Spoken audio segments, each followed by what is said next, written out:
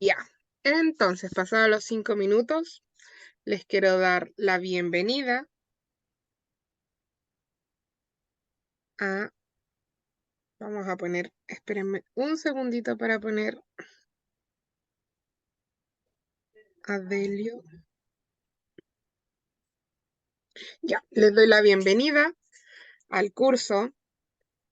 Agradecerles por participar.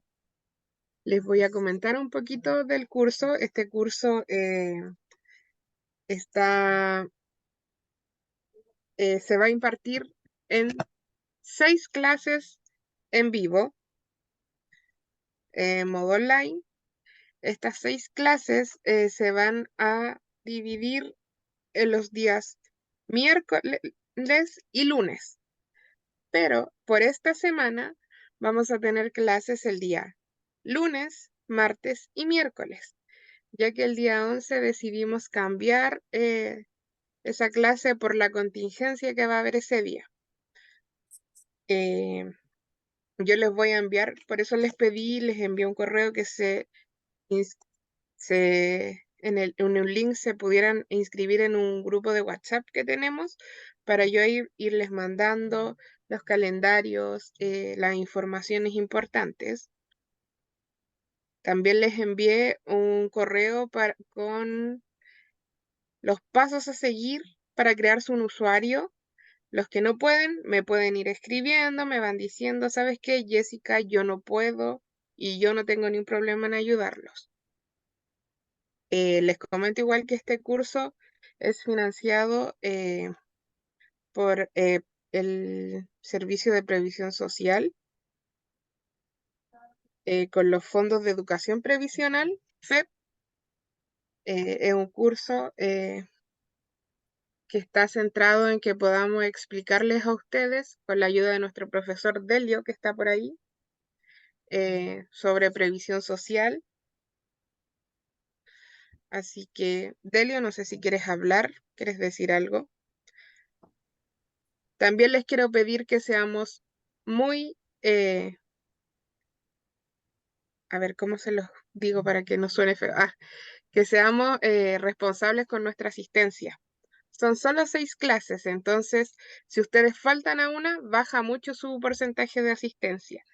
La idea es que no falten a más de una clase para que no reprueben el curso, porque el curso, para poder aprobarlo, necesitamos tener máximo un 83% de asistencia, que eso corresponde solo a que falten a una clase.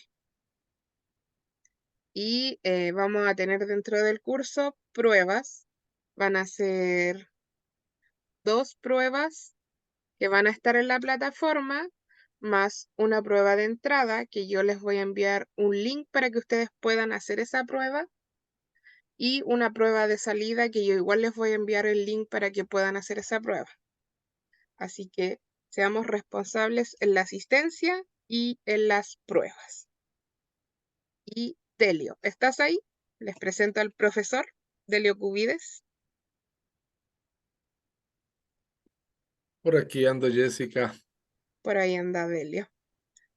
Aquí es, muy buenas noches para todas y para todos. Bienvenidos y bienvenidas. Yo soy Delio Cubides, asesor migratorio del INCAMI desde hace unos 13 años. Soy docente también en la Universidad Silva Enríquez, en el tema que atañe también a muchos de ustedes, muchos de nosotros, el tema del derecho migratorio. Y bueno, como ya decía Jessica, vamos a estar en estas 6 clases sincrónicas conversando acerca del sistema previsional chileno, y también tenemos 3 clases asincrónicas que también estarán en el programa. Creo que ellos tienen el programa, ¿cierto, Jessica? No, todavía no se los envío porque tenemos que arreglarle una cosita, pero Perfecto. mañana ya se los enviaré. Les acabo de enviar el link de la prueba de entrada, que es como una prueba diagnóstica para saber en qué nivel están, lo cual nos sirve mucho a nosotros para ir después incorporando a las clases que siguen. Así que si lo pueden hacer un ratito, no les toma más de 5 minutos, mientras escuchan al profesor.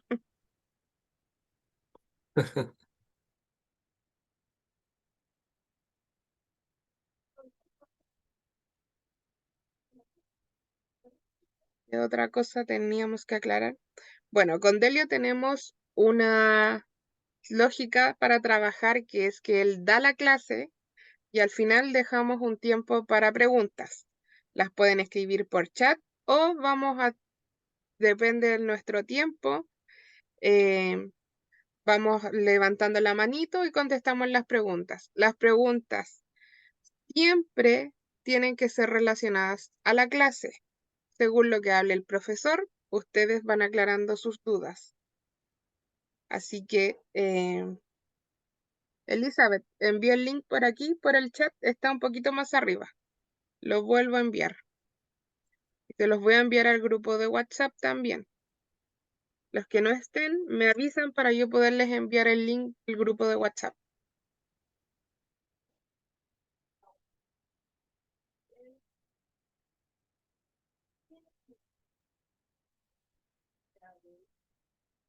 Delio, ¿podemos empezar para no atrasarnos? Perfecto. Entonces, si ya es conmigo, vamos a partir. Sí, como decía Jessica, la idea sería que las preguntas que ustedes tengan, porque a veces puede ser bastante contenido, ideas que en el momento surjan, por favor planteen las preguntas inmediatamente en el chat para que no se pierda, digamos, la idea o la genialidad de la pregunta en el momento. Entonces, eso hay que tenerlo en cuenta porque después vamos a ir revisando las preguntas que están escritas principalmente. ¿Está bien? Bueno, vamos a partir. Permíteme, yo voy a compartir pantalla. A ver si ustedes me dicen si se ve la pantalla completa. Estoy destacado. Sí, están destacados. Y sí, Delio se ve la pantalla. Súper. Vamos a partir entonces. Bueno, Voz Migrante presenta este curso de introducción al sistema previsional, que lógicamente, como ya lo decía Jessica, proyecto ejecutado por el INCAMI del Fondo para la Educación Previsional. Vamos a hablar de un tema que aparentemente todos manejamos o conocemos, pero uno empieza a darse cuenta que en general el tema previsional lo va conociendo uno es en la medida que lo va necesitando. En la medida en que uno necesita ir al médico, empieza a informarse cómo es el tema de comprar un bono. En la medida en que uno requiere analizar un accidente de trabajo o de trayecto, empieza a averiguar cómo es que funciona el seguro de accidentes o de trayecto, o qué hay o qué no hay, porque también se generan muchos mitos. Los que somos extranjeros con respecto al tema que nos toca relacionarlo con el tema cotizaciones, también se genera mucha información que a veces no corresponde, ¿cierto? Porque la gente nos dice mil cosas y tal vez el gran problema que tenemos los extranjeros es que casi todos somos asesores. Todo el mundo es asesor, todo el mundo informa, todo el mundo asesora, da orientaciones, pero a veces las orientaciones no son muy precisas. Y el sistema previsional lo que busca exactamente, entre otros factores, es prever, anticiparse, buscar la manera en que no lleguemos a actuar de forma reactiva, sino más bien preventiva, ¿cierto? Por eso tiene que ver con prever, con el tema de anticiparse a lo que pueda pasar.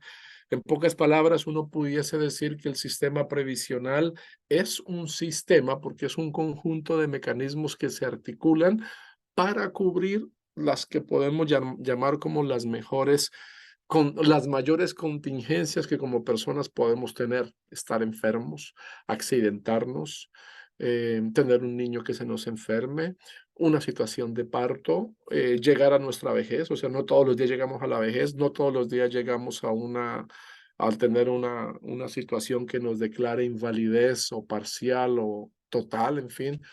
En fin, toda esa situación, quedarnos desempleados, por ejemplo, son parte de las contingencias que el sistema ha sido creado con la finalidad de que en el fondo pueda responder hasta cierto punto en esas mayores necesidades.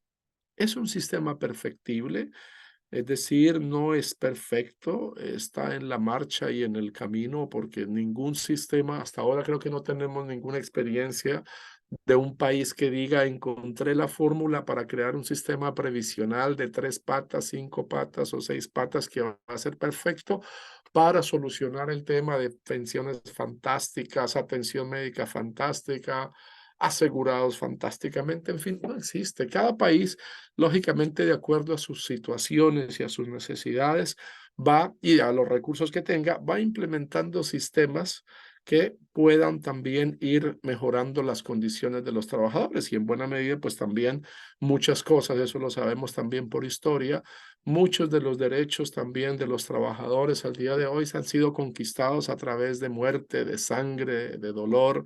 Y bueno, esa es la forma como también lamentablemente se ha ido construyendo la historia de muchos de nuestros pueblos. Entonces, por eso la idea es que nos acerquemos al sistema previsional chileno. Bien sabemos que no va a resolver todas las dudas que podamos tener. Insisto, al ser perfectible, no todo está resuelto y no todo funciona de forma fantástica, pero la idea es que esto que tenemos al día de hoy podamos saber cómo funciona, qué mecanismos tiene y qué procedimientos o a qué procedimientos podemos acceder para llegar a ciertos beneficios, digamos, sobre todo en las situaciones que más necesitamos. Cuando uno habla del sistema de seguridad social y del sistema previsional, tiene que ver un poquito que esto que yo les mencionaba. Entonces, en el esfuerzo que cada sociedad busca hacer para que los individuos de una sociedad puedan tener atención en las mayores contingencias que pueda tener, el tema de asistencia médica, el asegurar ingresos cuando estamos en situaciones particulares de vejez, de desempleo, de enfermedad, en situaciones de invalidez, cómo tener alguna forma de aporte o de ingresos también durante el momento en que tenemos algún accidente de trabajo o de trayecto y cómo se va a financiar esta atención en salud. O cuando fallece la persona que es el sostén de la familia, ¿cierto? Porque hay muchos hogares donde se constituyen en una forma, tal vez podemos decirlo así, un poco más tradicional, donde existe una persona que es más proveedora y otra persona se queda en el hogar con el cuidado de los hijos, etcétera. ¿Y qué consecuencias traen esto, cierto?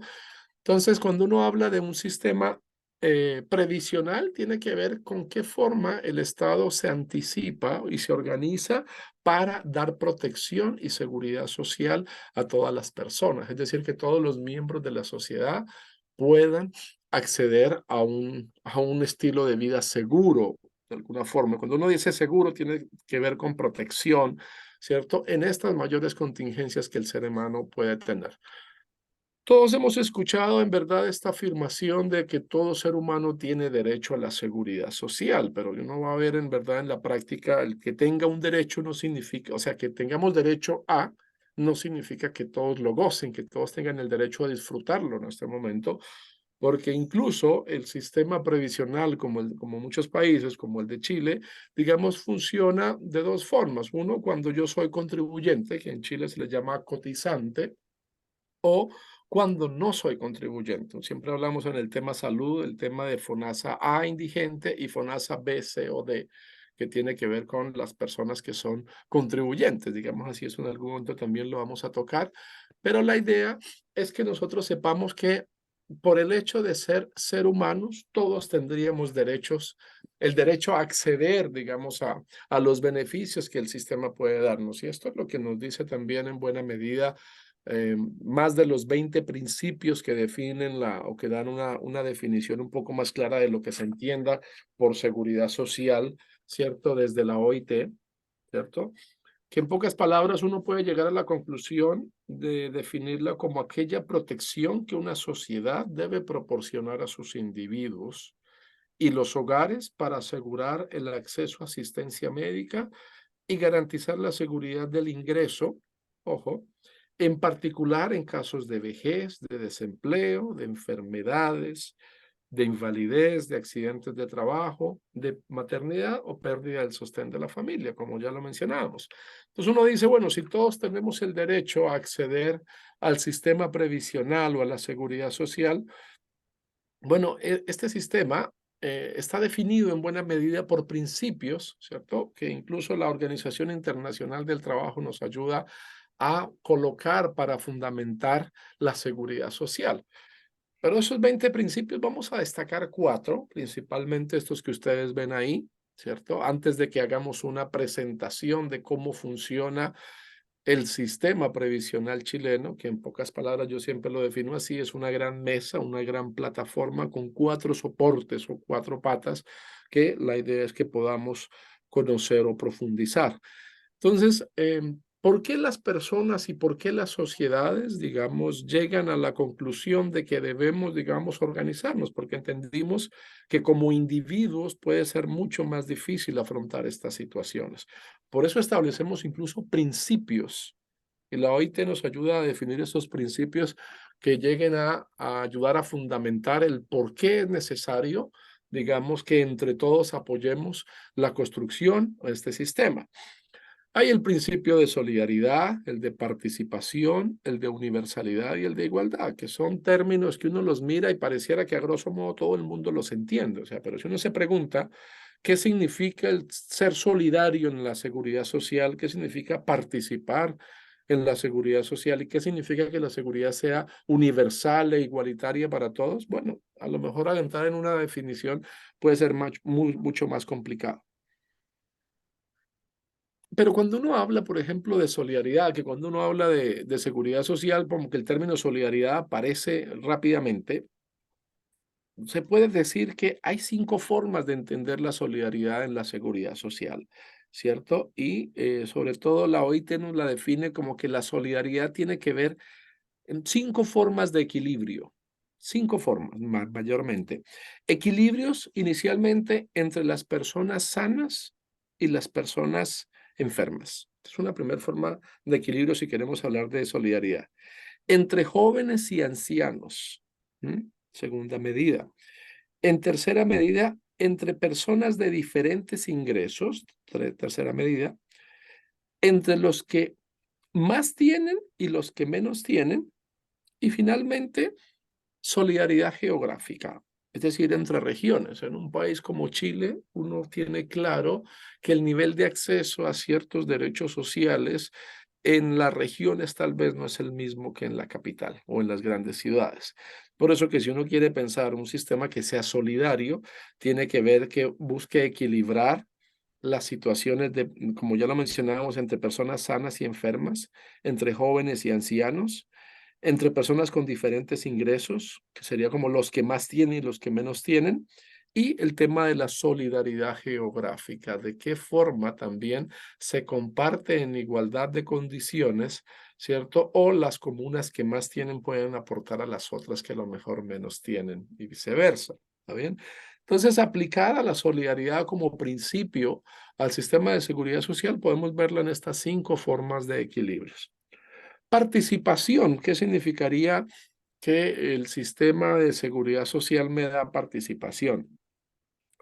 Aquí una definición que también nos hace llegar la OIT dice que participación en un sentido amplio implica que deben hacer sentir su opinión todas aquellas personas que de una forma u otra están alcanzados por la seguridad social.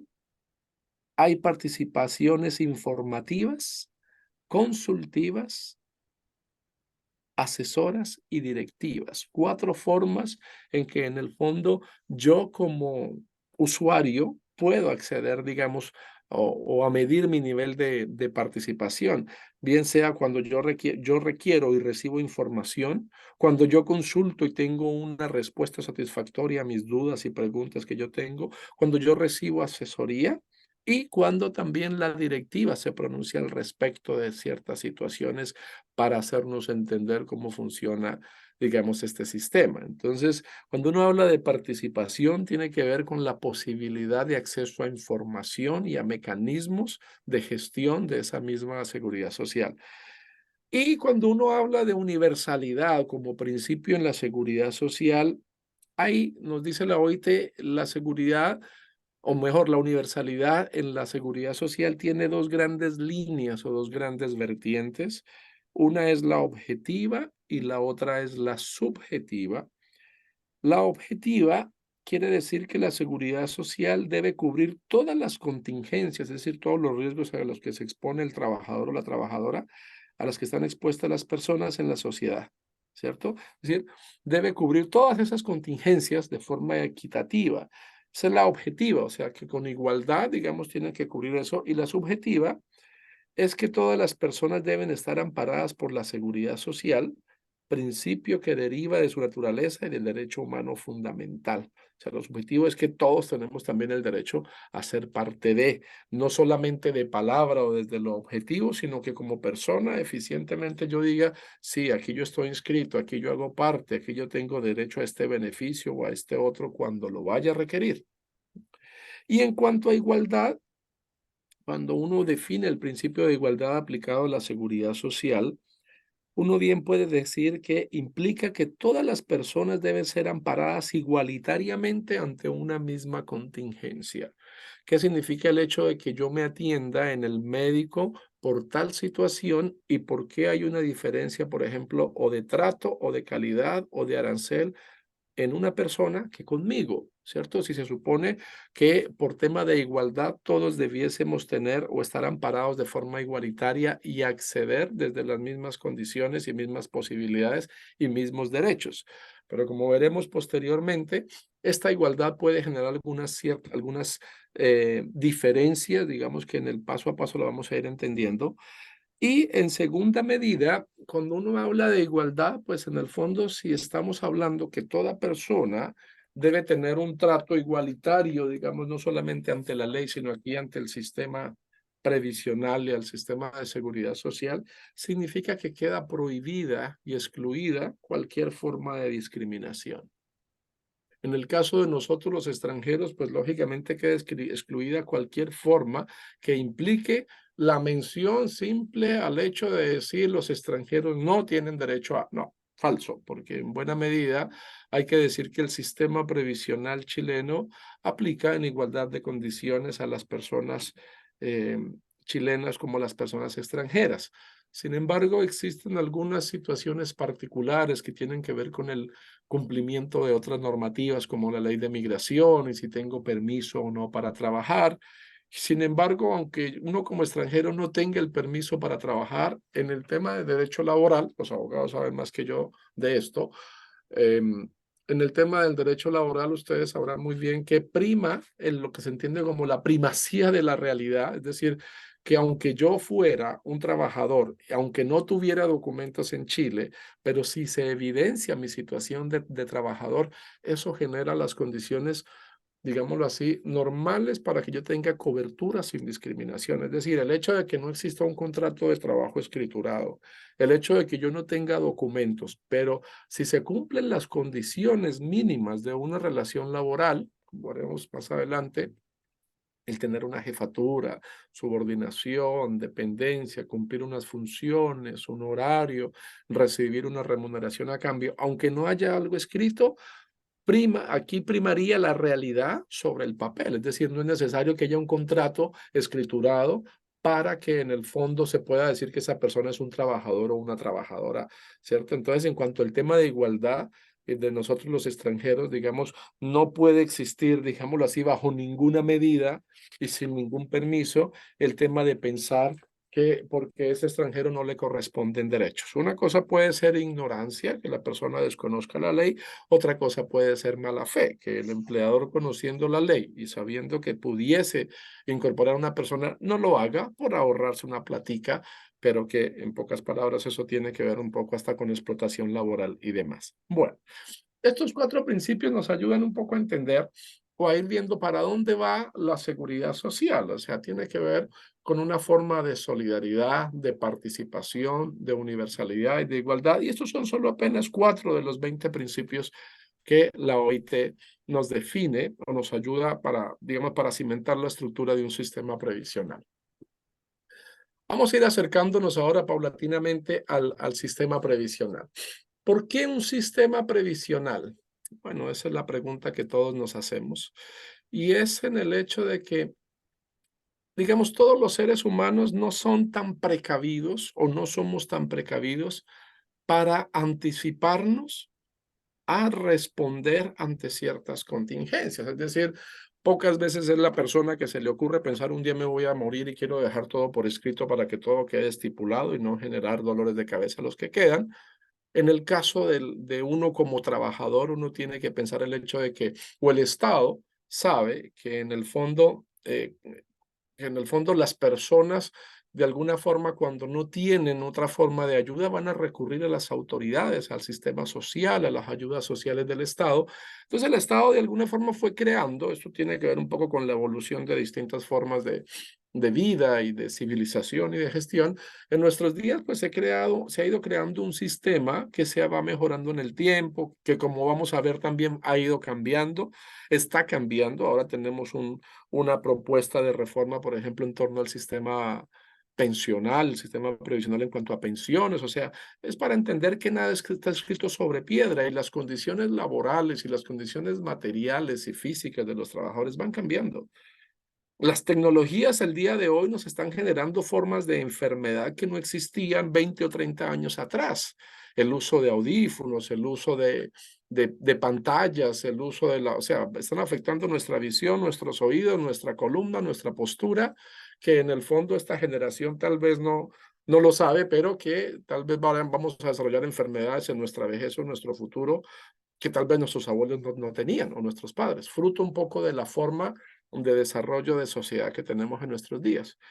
Entonces el Estado lo que hace es, vea, para evitar de que todo el mundo venga a llorarme y venga a pedirme a mí, pues el Estado crea a través de políticas públicas mecanismos para ir estructurando este sistema que a la larga, como veremos, es la forma en que el Estado nos obliga a nosotros preparar, digamos, o a ir ahorrando para nuestras propias contingencias o necesidades.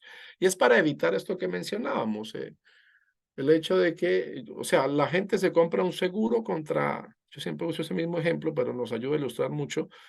Se compra un seguro contra choques, digámoslo así, cuando se choca la primera vez, es que si lo hubiera comprado no me hubiera salido tan caro el arreglo ahora. Entonces uno se da cuenta que sí es necesario tener un seguro hasta que no tiene hasta que no lo necesita. Uno no valora la salud que tiene hasta que empieza a enfermarse, digamos así, o no piensa o piensa en qué lástima no haber comenzado a lo mejor a ahorrar para pensión más temprano. Ahora que llegué a mis 70 años y quiero pensionarme, me doy cuenta que es como poco lo que voy a recibir. Qué lástima no haber comenzado antes, ¿no? Entonces, toda esa cuestión tiene que ver con educarnos previsionalmente, educarnos para conocer la necesidad, digamos, que nosotros como personas todos podemos tener, y cómo responder a esas situaciones cuando requerimos ingreso, en situaciones de maternidad, situaciones de vejez, de muerte, porque a veces se muere el papá que trabajaba y la familia puede quedar desamparada. Ojalá que no sea así. Yo puedo tener un accidente de trabajo, de trayecto, padecer enfermedades, enfermedades generadas también por mi trabajo, ¿cierto? Enfermedades comunes, o lo que yo les mencionaba hace un momento, otro tipo de enfermedades fruto de la vida, del estilo de vida que estamos llevando, fruto de los trabajos que estamos llevando también en la actualidad. El sentarse a trabajar frente a un computador tal vez 30 años atrás no era lo común, ¿cierto? La gente sentaba en un escritorio y hacía todo a papel, y tal vez acababa los ojos de otra forma, pero también tendría otra forma de consecuencias que tal vez distintas a las nuestras. Entonces, por eso el Estado dice, bueno, para que todo el mundo no venga a pedirme, pues yo voy a crear un sistema donde la persona pueda ir él mismo ahorrando para responder a sus propias necesidades. Por eso el sistema previsional prácticamente lo que hace es que nos obliga como trabajadores, ya seamos dependientes, es decir, con contrato de trabajo, o independientes con boleta honorarios. Voy a hacer mucho ese hincapié a lo largo de nuestras presentaciones porque tiene que ver con estas dos situaciones mayormente, o sea, el dependiente, aquella persona que tiene contrato de trabajo, y el independiente honorario, recordando que por ley 21.133 desde el año 2019, las personas que trabajan con boleta de honorarios también están obligados a cotizar, algo que no era obligatorio antes del año 2019. Entonces, este sistema que crea o que se desenvuelve o se desarrolla en Chile, digamos, fruto de una madurez, de cambios, vuelvo a decirlo, también de luchas, de consecución de búsqueda por derechos también de los trabajadores, tenemos un sistema como el que tenemos en la actualidad, que es el sistema previsional compuesto de estas grandes cuatro patas. El sistema de salud, ¿cierto?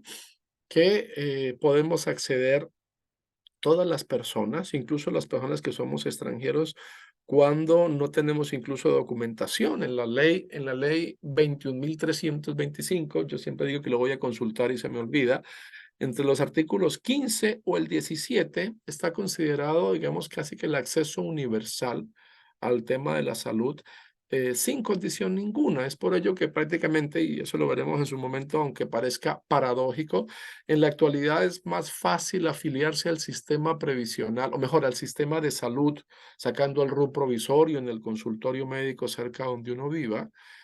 Si uno menciona que como extranjero ingresó por paso no habilitado, que si uno llegase y dijera, no, yo soy turista.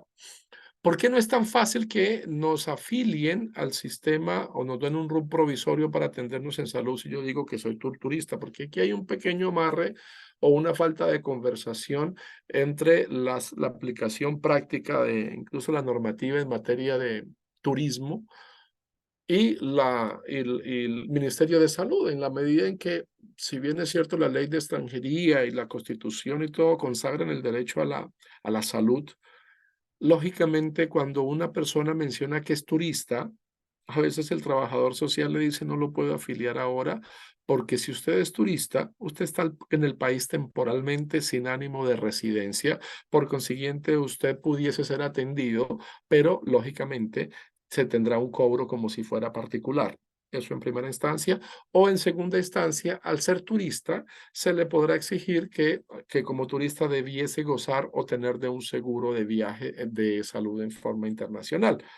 Es por ello que en ocasiones, como bien sabemos que en todo caso, cuando uno viene a Chile, no es que la autoridad nos exija como requisito presentar ese seguro de salud, pues no todo el mundo lo trae.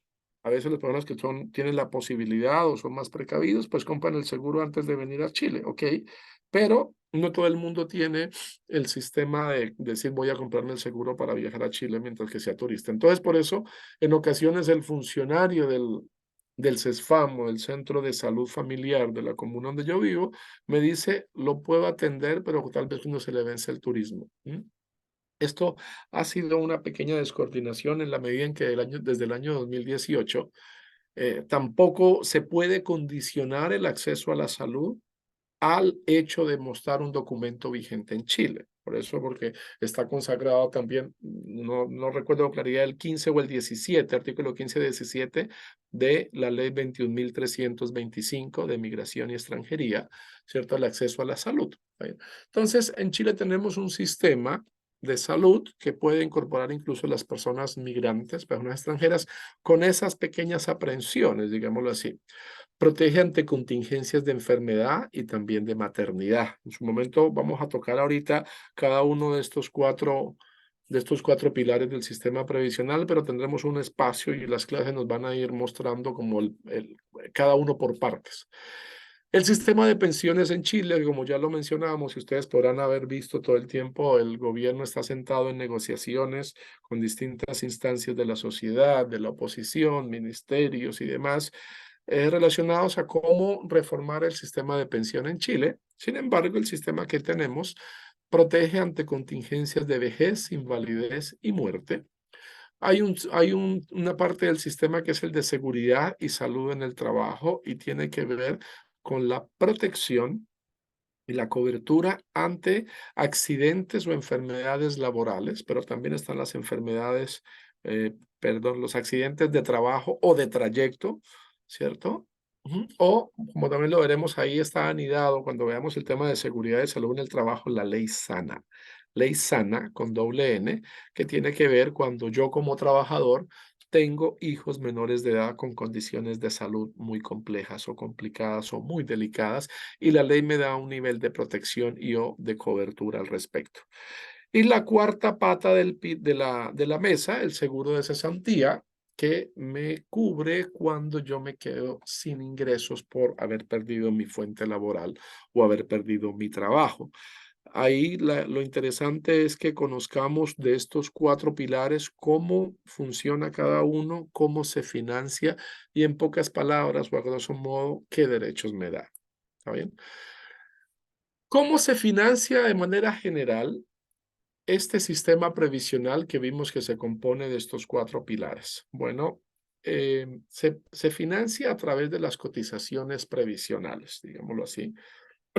¿cierto? Que son aportes económicos que por obligación hace toda persona trabajadora dependiente, es decir, la persona que tiene contrato de trabajo, ¿m? Y toda persona independiente que emite boletas de honorarios. Y hago la aclaración porque hay personas independientes que no emiten boletas de honorarios. Yo puedo ser independiente porque tengo mi propia empresa o mi negocio, o tengo mi patente municipal para funcionar en la calle.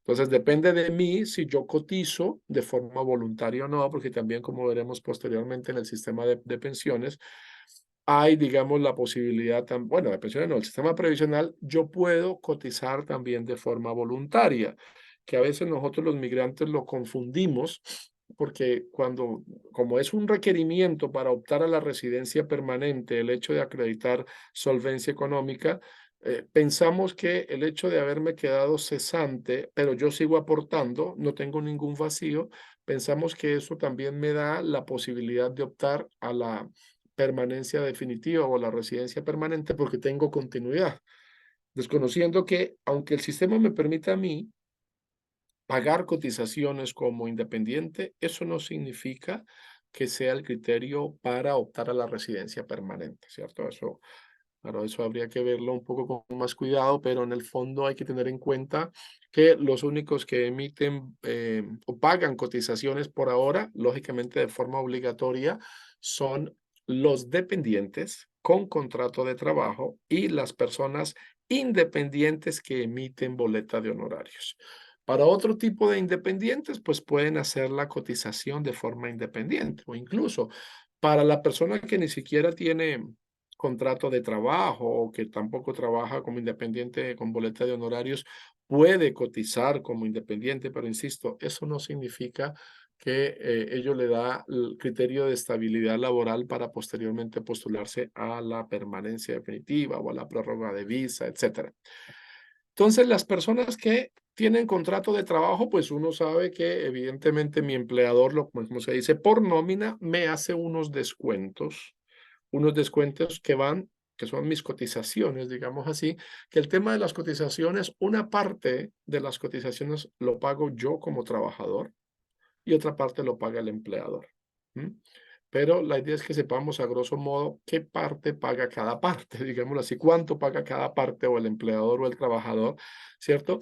Y en el caso de las personas que emiten boletas de honorarios como independientes, hay un mecanismo distinto, porque si yo trabajo de forma dependiente, es decir, con contrato de trabajo, pues mes a mes mi empleador me descuenta, me hace los descuentos correspondientes destinados a ser depositados en mi cuenta, en mis cuentas individuales o de capitalización o de cesantía o en mi seguro ya sea FONASA o ISAPRE, etcétera.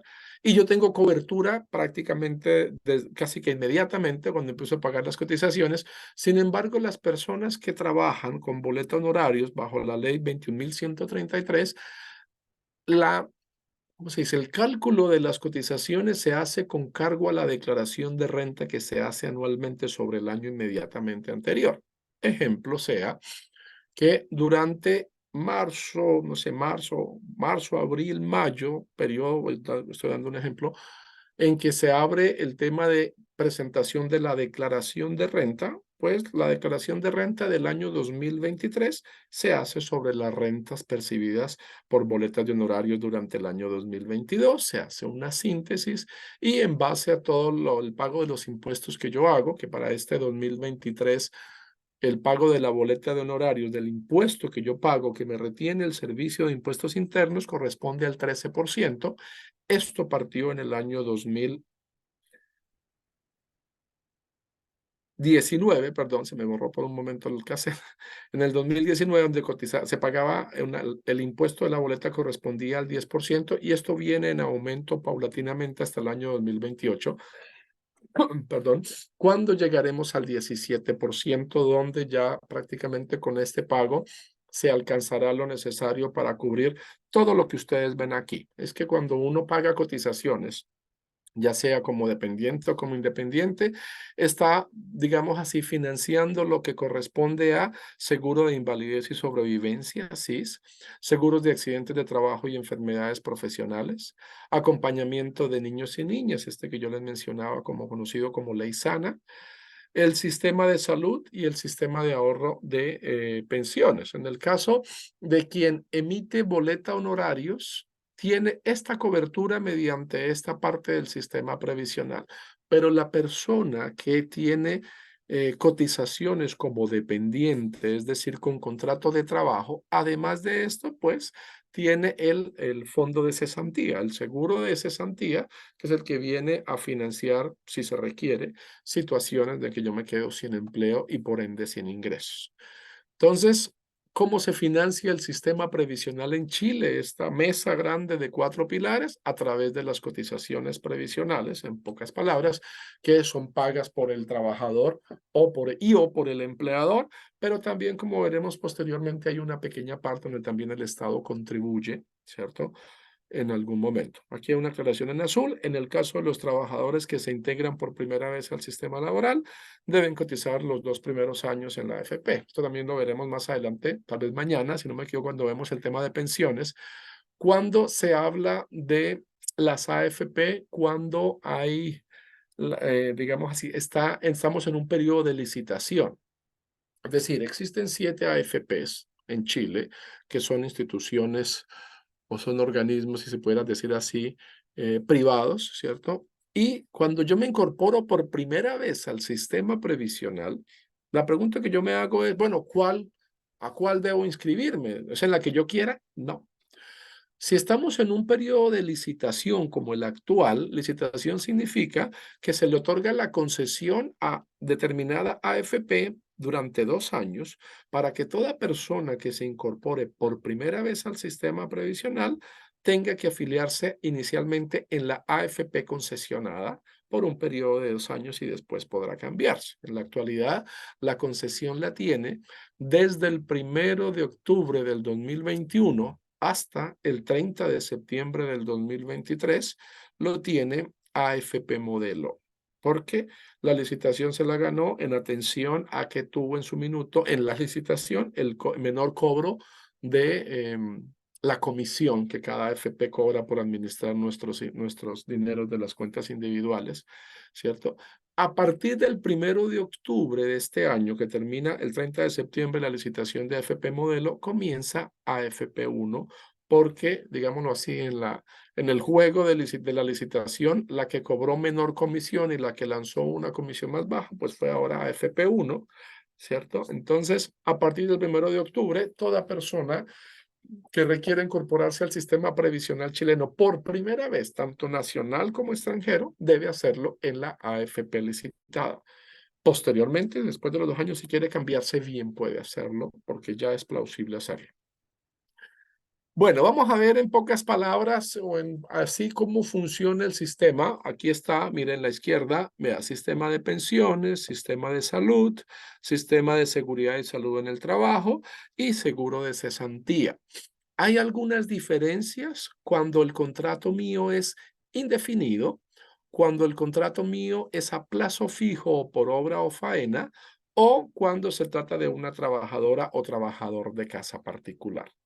De manera general, en torno al tema pensiones, la cotización obligatoria de lo que se paga, digamos así, para financiar lo que va destinado a mi pensión, es el 10% más el cobro de la comisión de la AFP y ese 10% que va destinado a la parte de pensiones se le descuenta al trabajador. Es por eso que cuando usted mira su liquidación de sueldo, ahí le va a aparecer el ingreso bruto o total de haberes y después le va a aparecer el descuento que se le hace por la AFP que usted tenga, que sería el 10% más la comisión que cobra esa AFP. ¿Está bien? En el caso también, de la misma forma aplica para personas con trabajadoras o trabajadores de casa particular o personas con contrato a plazo fijo o por obra o faena. Es decir, el 10% más la comisión lo paga el empleador. perdón, el trabajador. Sin embargo, en la misma cuenta, o mejor, en la misma AFP, en una cuenta diferente a la de individual de capitalización, donde se deposita este 10% que va a financiar mi pensión a futuro, está lo que se conoce como el seguro de invalidez y sobrevivencia, que es de cargo del empleador en los tres casos, como ustedes pueden ver acá, y corresponde al 1,61%. Pero como mucha gente me pregunta, Delio, ¿por qué no aparece en mi liquidación de sueldo?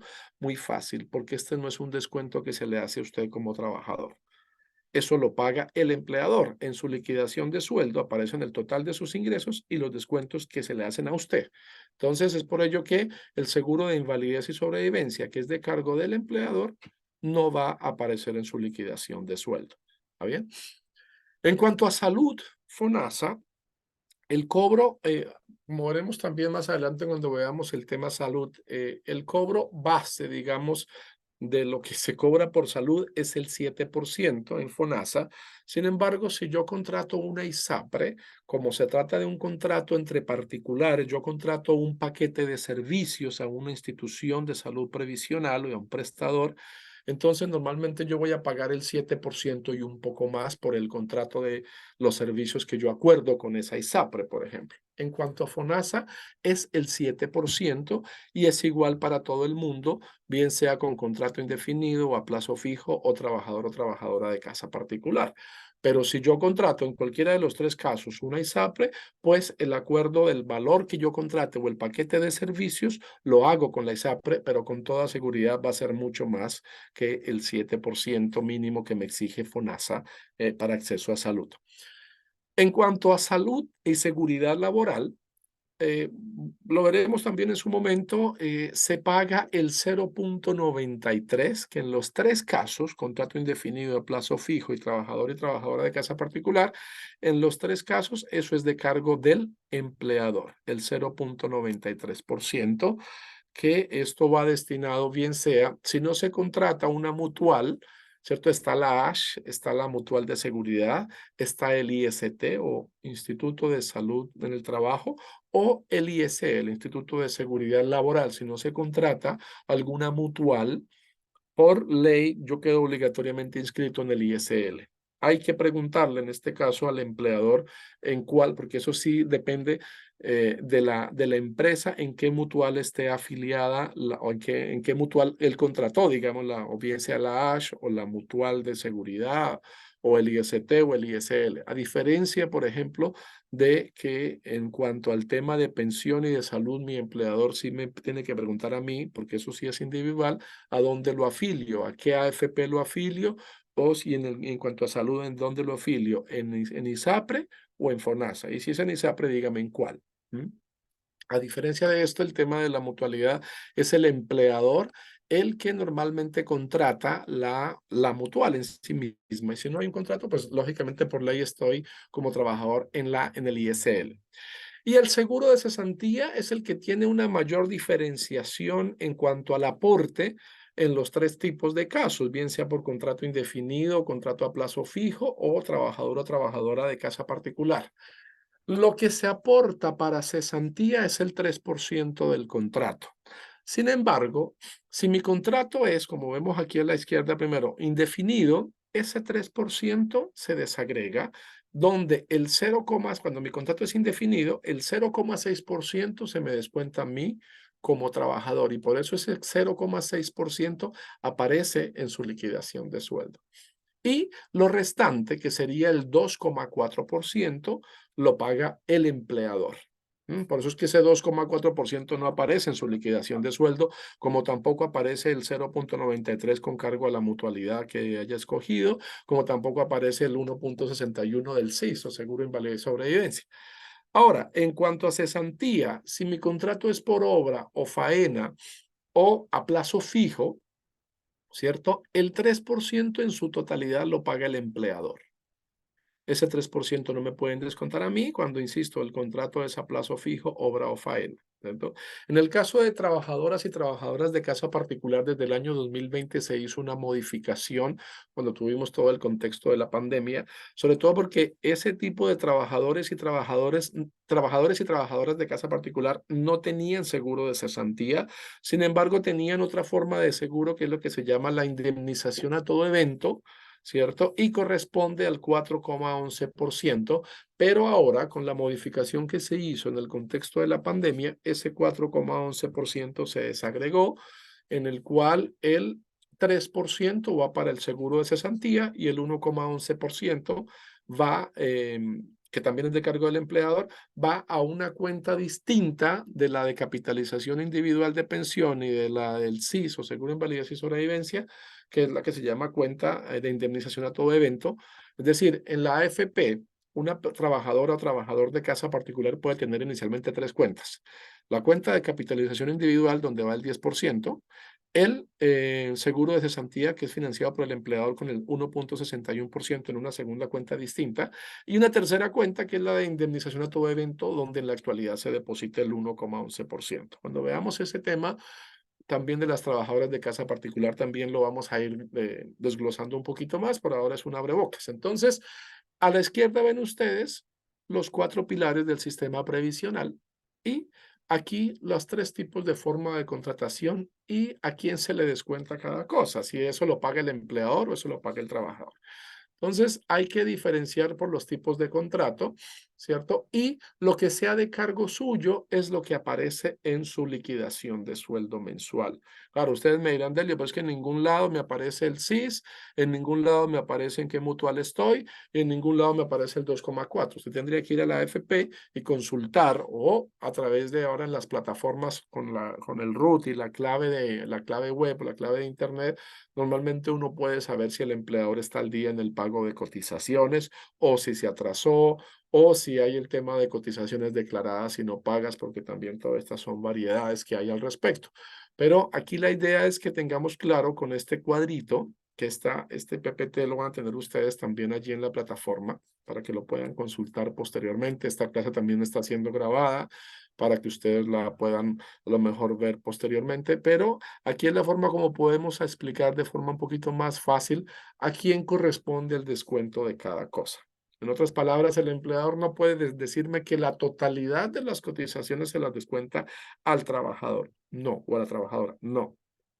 Es verdad que un alto porcentaje yo la pago como trabajador, porque en pocas palabras, de manera general, el 10% de pensiones más el 7% de salud lo pago yo como trabajador, es el 17%, y si tengo un contrato, por ejemplo, indefinido, pago el 0,6. En pocas palabras, el 17,6% del total, que termina siendo alrededor del 21 o 22%, lo paga el trabajador o la trabajadora en Chile. Esta es la forma, digamos, cómo está distribuido por porcentajes de mi sueldo, ¿cierto? Lo que se paga, lo que se me descuenta a mí como trabajador de mi nómina, digámoslo así. Vamos a ver a grosso modo algo que también ya fuimos mencionando, la primera pata de la mesa, que aquí ya vimos más o menos cuánto es lo que se financia para, que es el 10% más la comisión y el 1,61% que lo paga el empleador. Sistema de pensiones. Tiene financiar ingresos para los trabajadores y las trabajadoras cuando se dejan de percibir, sobre todo en tres grandes situaciones. Es decir, que yo me estoy quedando ya sin energía y tengo que conectar el computer. Ok. Entonces, en tres grandes situaciones, el sistema prevé, digamos, financiar, digamos, o sea, lo que se entiende como pensión, o sea, lo que yo pago por el concepto de pensiones en el sistema de pensiones, me financia tres grandes situaciones: pensiones por vejez, cuando cumplo la edad para pensión en Chile, por invalidez u origen común, o por muerte del trabajador, donde los sobrevivientes reciben una pensión, ¿cierto? Que es lo que se conoce como pensión de sobrevivencia. Pocas palabras, digamos, es por ello que se habla que los ahorros del trabajador o la trabajadora son heredables, de tal forma que si yo como trabajador fallezco, entonces mi familia no queda totalmente desamparada y los ahorros que yo tengan se pueden constituir en pensión para ellos. ¿Está bien? El sistema de pensiones en Chile está compuesto de tres grandes pilares. El sistema de pensiones tiene un pilar contributivo obligatorio, que es en este donde se inscribe todo lo que implica el descuento que se me hace para financiar lo que se conoce como la cuenta individual de capitalización, que es una cuenta donde se va depositando mis aportes, este 10% que yo les mencionaba aquí hace un momento, ¿cierto? Que se me descuentan todos los meses de mi salario, va destinado a financiar o a constituir un ahorro, que son las cuentas individuales, de tal forma que es el 10% del salario, ¿cierto? Y va, digamos, generar pensiones para vejez, invalidez y sobrevivencia. Está el pilar contributivo voluntario, que es este que yo les mencionaba en algún momento, es a través del cual el sistema de pensiones dice, bueno, en el pilar contributivo obligatorio es donde por ley todo trabajador o trabajadora dependiente, es decir, con contrato de trabajo o con boleto honorario, digámoslo así, que se le descuenta casi que automáticamente para financiar esto. Ese es el pilar contributivo obligatorio. El voluntario tiene que ver con aquello que se financia con los aportes míos como trabajador y su finalidad es incrementar la pensión, ¿cierto? Y es muy aparte, digamos, de la cuenta individual, es decir, en cuanto al pilar contributivo voluntario es la capacidad o la posibilidad que yo como trabajador tengo, que si tengo una capacidad de ahorro un poquito más alta, yo puedo contratar algún instrumento que me ofrezca el sistema de pensiones para ahorrar con la finalidad en la mayoría de los casos de financiar o mejorar, digamos, el ahorro. En otras palabras, por ejemplo, yo digo, bueno, yo gano un sueldo de 500.000 pesos, todos los meses estoy ahorrando el 10% para pensión, que sería alrededor de 50.000 pesos. Aparte estoy pagando la comisión, voy a exagerar, vamos a suponer que sea, no sé, 3.000, 4.000 pesos al mes. O sea, a mí ya se me descuentan para pensión 53.000 pesos. Sin embargo, haciendo cuentas, yo puedo decir, voy a contratar, por ejemplo, una APB. Lo vemos también posteriormente, el APB o ahorro previsional voluntario es la posibilidad que yo tengo de establecer un ahorro que después incluso lo puedo retirar si deseo, o puedo ir guardándolo para que el día que yo me pensione yo pueda decir, bueno, tengo tanto dinero en mi cuenta de capitalización individual que se financiaba con el 10%, pero tengo una APB que yo fui ahorrando. Entonces eso lo voy a unir para hacer un solo fondo pensional.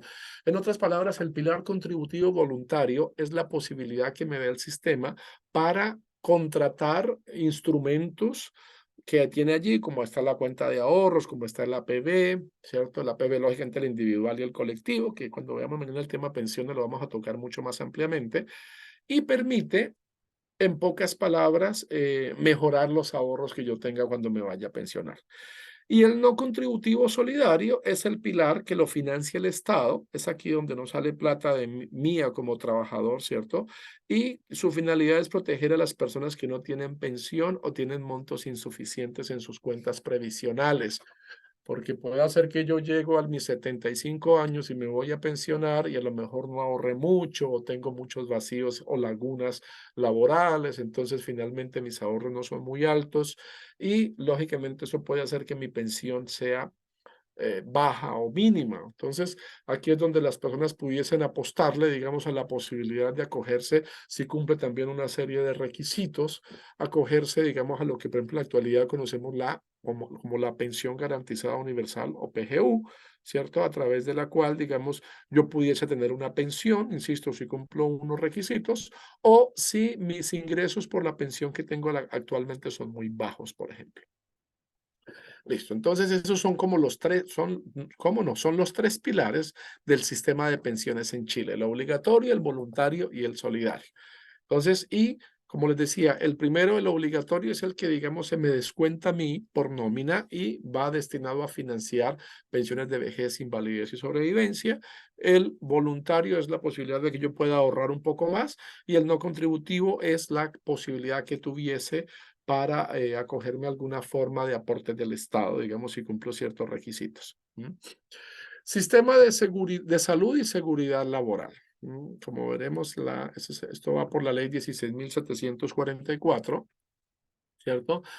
La finalidad de esta ley, ¿cierto? Que se constituye en un seguro, ¿cierto? Es cubrir las personas frente a accidentes y enfermedades que se generan con causa o con ocasión del trabajo, ¿cierto? Sus prestaciones son por enfermedades profesionales y por accidentes laborales y de trayecto. En pocas palabras, este es un seguro que me financia, digámoslo así sintéticamente, accidentes de trabajo, accidentes de trayecto y enfermedades desarrolladas con ocasión del trabajo, que se conocen como enfermedades profesionales o laborales, ¿está bien?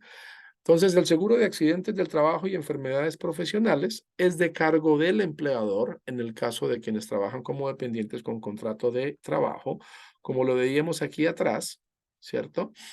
El seguro es este que se financia con el 0,93, como veíamos, es de cargo del empleador, ¿está bien? Y me ampara en estas tres grandes condiciones, digamos así. Ampara a trabajadores dependientes, que esto incluye ahora también, lógicamente, las trabajadoras de casa particular, funcionarios públicos, porque también en su mayoría funcionan, ellos trabajan también con boleta de honorarios, ¿cierto? Y trabajadores independientes a honorarios en la medida en que cuando yo, trabajador a honorarios, hago mi declaración de renta y se liquida, ¿cierto? ¿Cuánto voy a pagar? Porque anteriormente todo este dinero que, por ejemplo, a mí se me descontaba por cada boleta que yo emitía, que en la actualidad ante el Servicio de Impuestos Internos corresponde al 13%, y como les decía, va en aumento hasta llegar al 17% en el año 2028. Entonces, va a ir aumentando. ¿Mm? En este año es el 13%, insisto, es lo que pago uno de una boleta. Anteriormente, cuando uno llegaba a por debajo del primer tope, digámoslo así, ese dinero nos lo devolvían y para mucha gente era motivo de felicidad porque era como un ahorrito. Sin embargo, desde el 2019, cuando usted supera cierto tipo de ingresos, ¿cierto? Ese dinero que le descuentan a usted en cada boleta genera un fondo único del cual ya no nos devuelven la totalidad, sino sobre el 80% se calculan una renta imponible que viene, digamos, a partir de lo cual se le dice, mire, a usted, usted pagó en impuestos el año 2022, ¿no? El 13% o el 12,45, 75%, un total que hoy día pueden ser, por ejemplo, hay 1,5 millones, 2 millones. Ah, pero no le voy a devolver eso porque de esa platica voy a sacar para incorporarlo usted al sistema previsional. Entonces, es desde ese momento donde la persona que emite boleta de honorarios, cuando hace la declaración de renta, ¿cierto?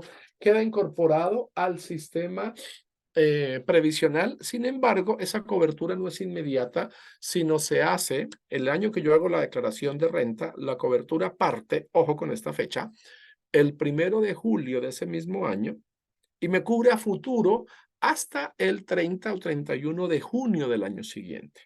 Entonces, por eso que a diferencia de que, ya les decía hace un momento, el trabajador que trabaja con contrato de trabajo como dependiente, que como está pagando mes a mes sus cotizaciones, tiene cobertura casi que de forma inmediata.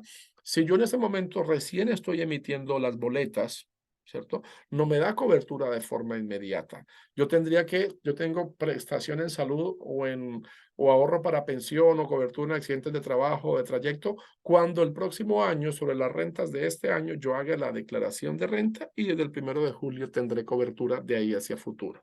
¿Está bien?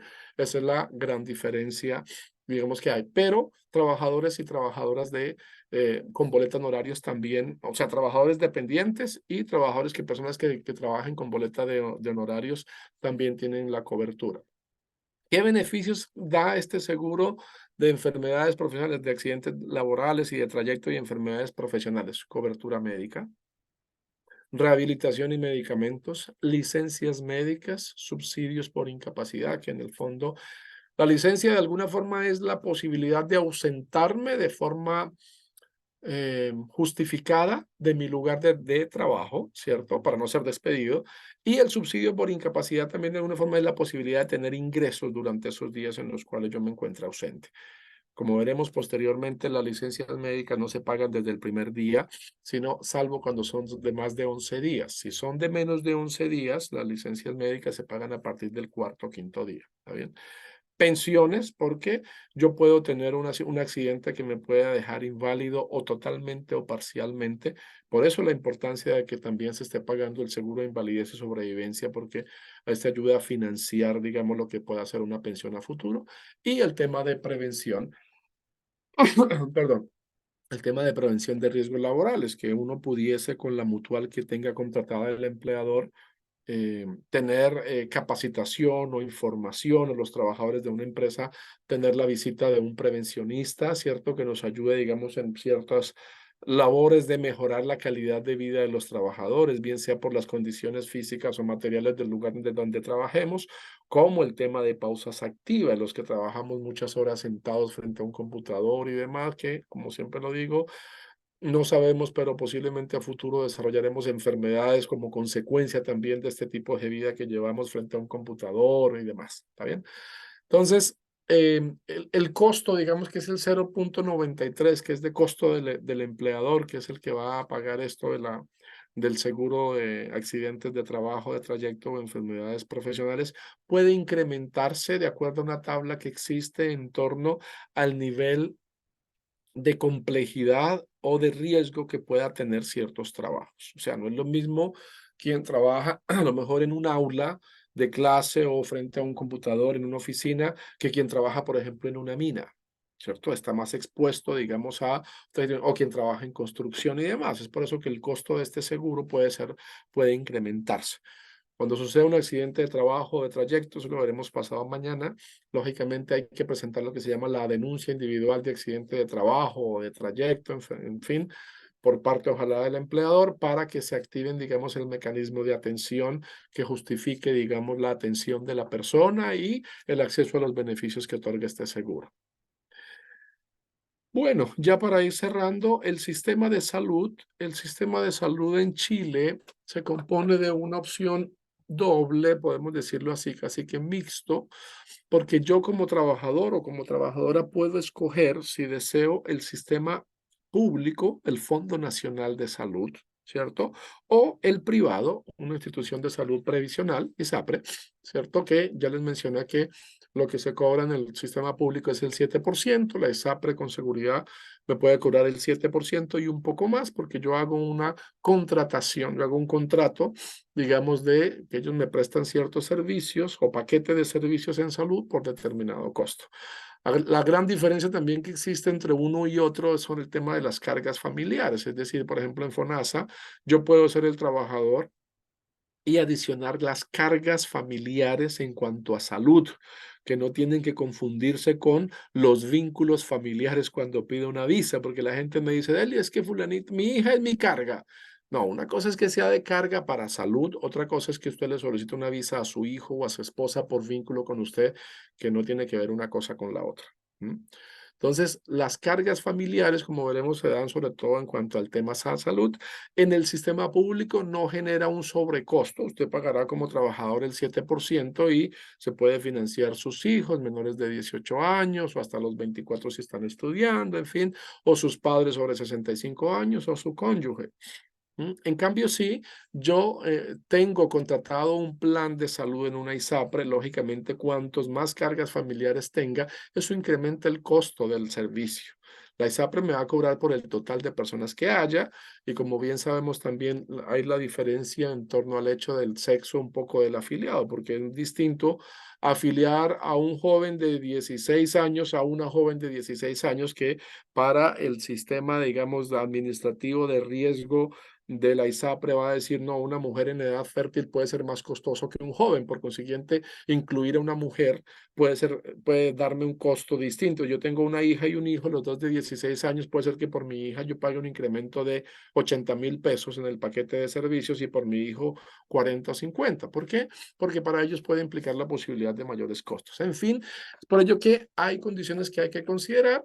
Sin embargo, para muchas personas, lógicamente, la contratación de un ISAPRE también puede traducirse en beneficios. Beneficios en cuanto a la atención en una clínica determinada, con condiciones a lo mejor materiales también que yo pueda definir como de calidad o de cualidad, con más eficiencia. En fin, todos esos son factores que tengo que evaluar porque no se trata de decir que uno sea mejor que otro, porque cada uno puede tener sus ventajas y desventajas. Cuál sea mejor depende un poco de mis necesidades y de mis posibilidades. Sin embargo, hay algo que uno tiene que tener en cuenta, ¿cierto? Recuerden que se paga con el 7%, en la ISAPRE yo pago un poco más de acuerdo a mi edad, ¿cierto? De acuerdo a mi sexo y de acuerdo a la cantidad de afiliados que yo tenga en el caso, por ejemplo, de una ISAPRE, por ejemplo. ¿Está bien?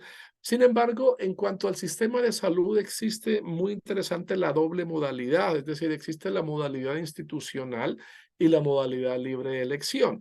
La modalidad institucional, por ejemplo, dentro del sistema público, implica la posibilidad de uso de la institucionalidad o de todos los servicios y centros médicos del sistema público, digámoslo así.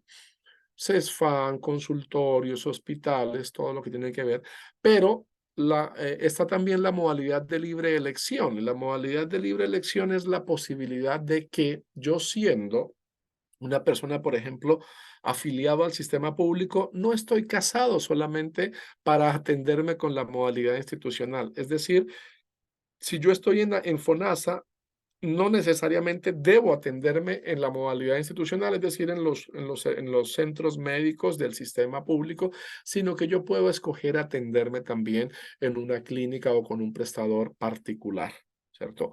FONASA a mí me asigna lo que se llaman los tramos que en pocas palabras son los ingresos, o sea, es el tramo que me asigna el sistema de FONASA de acuerdo a los ingresos que yo tenga.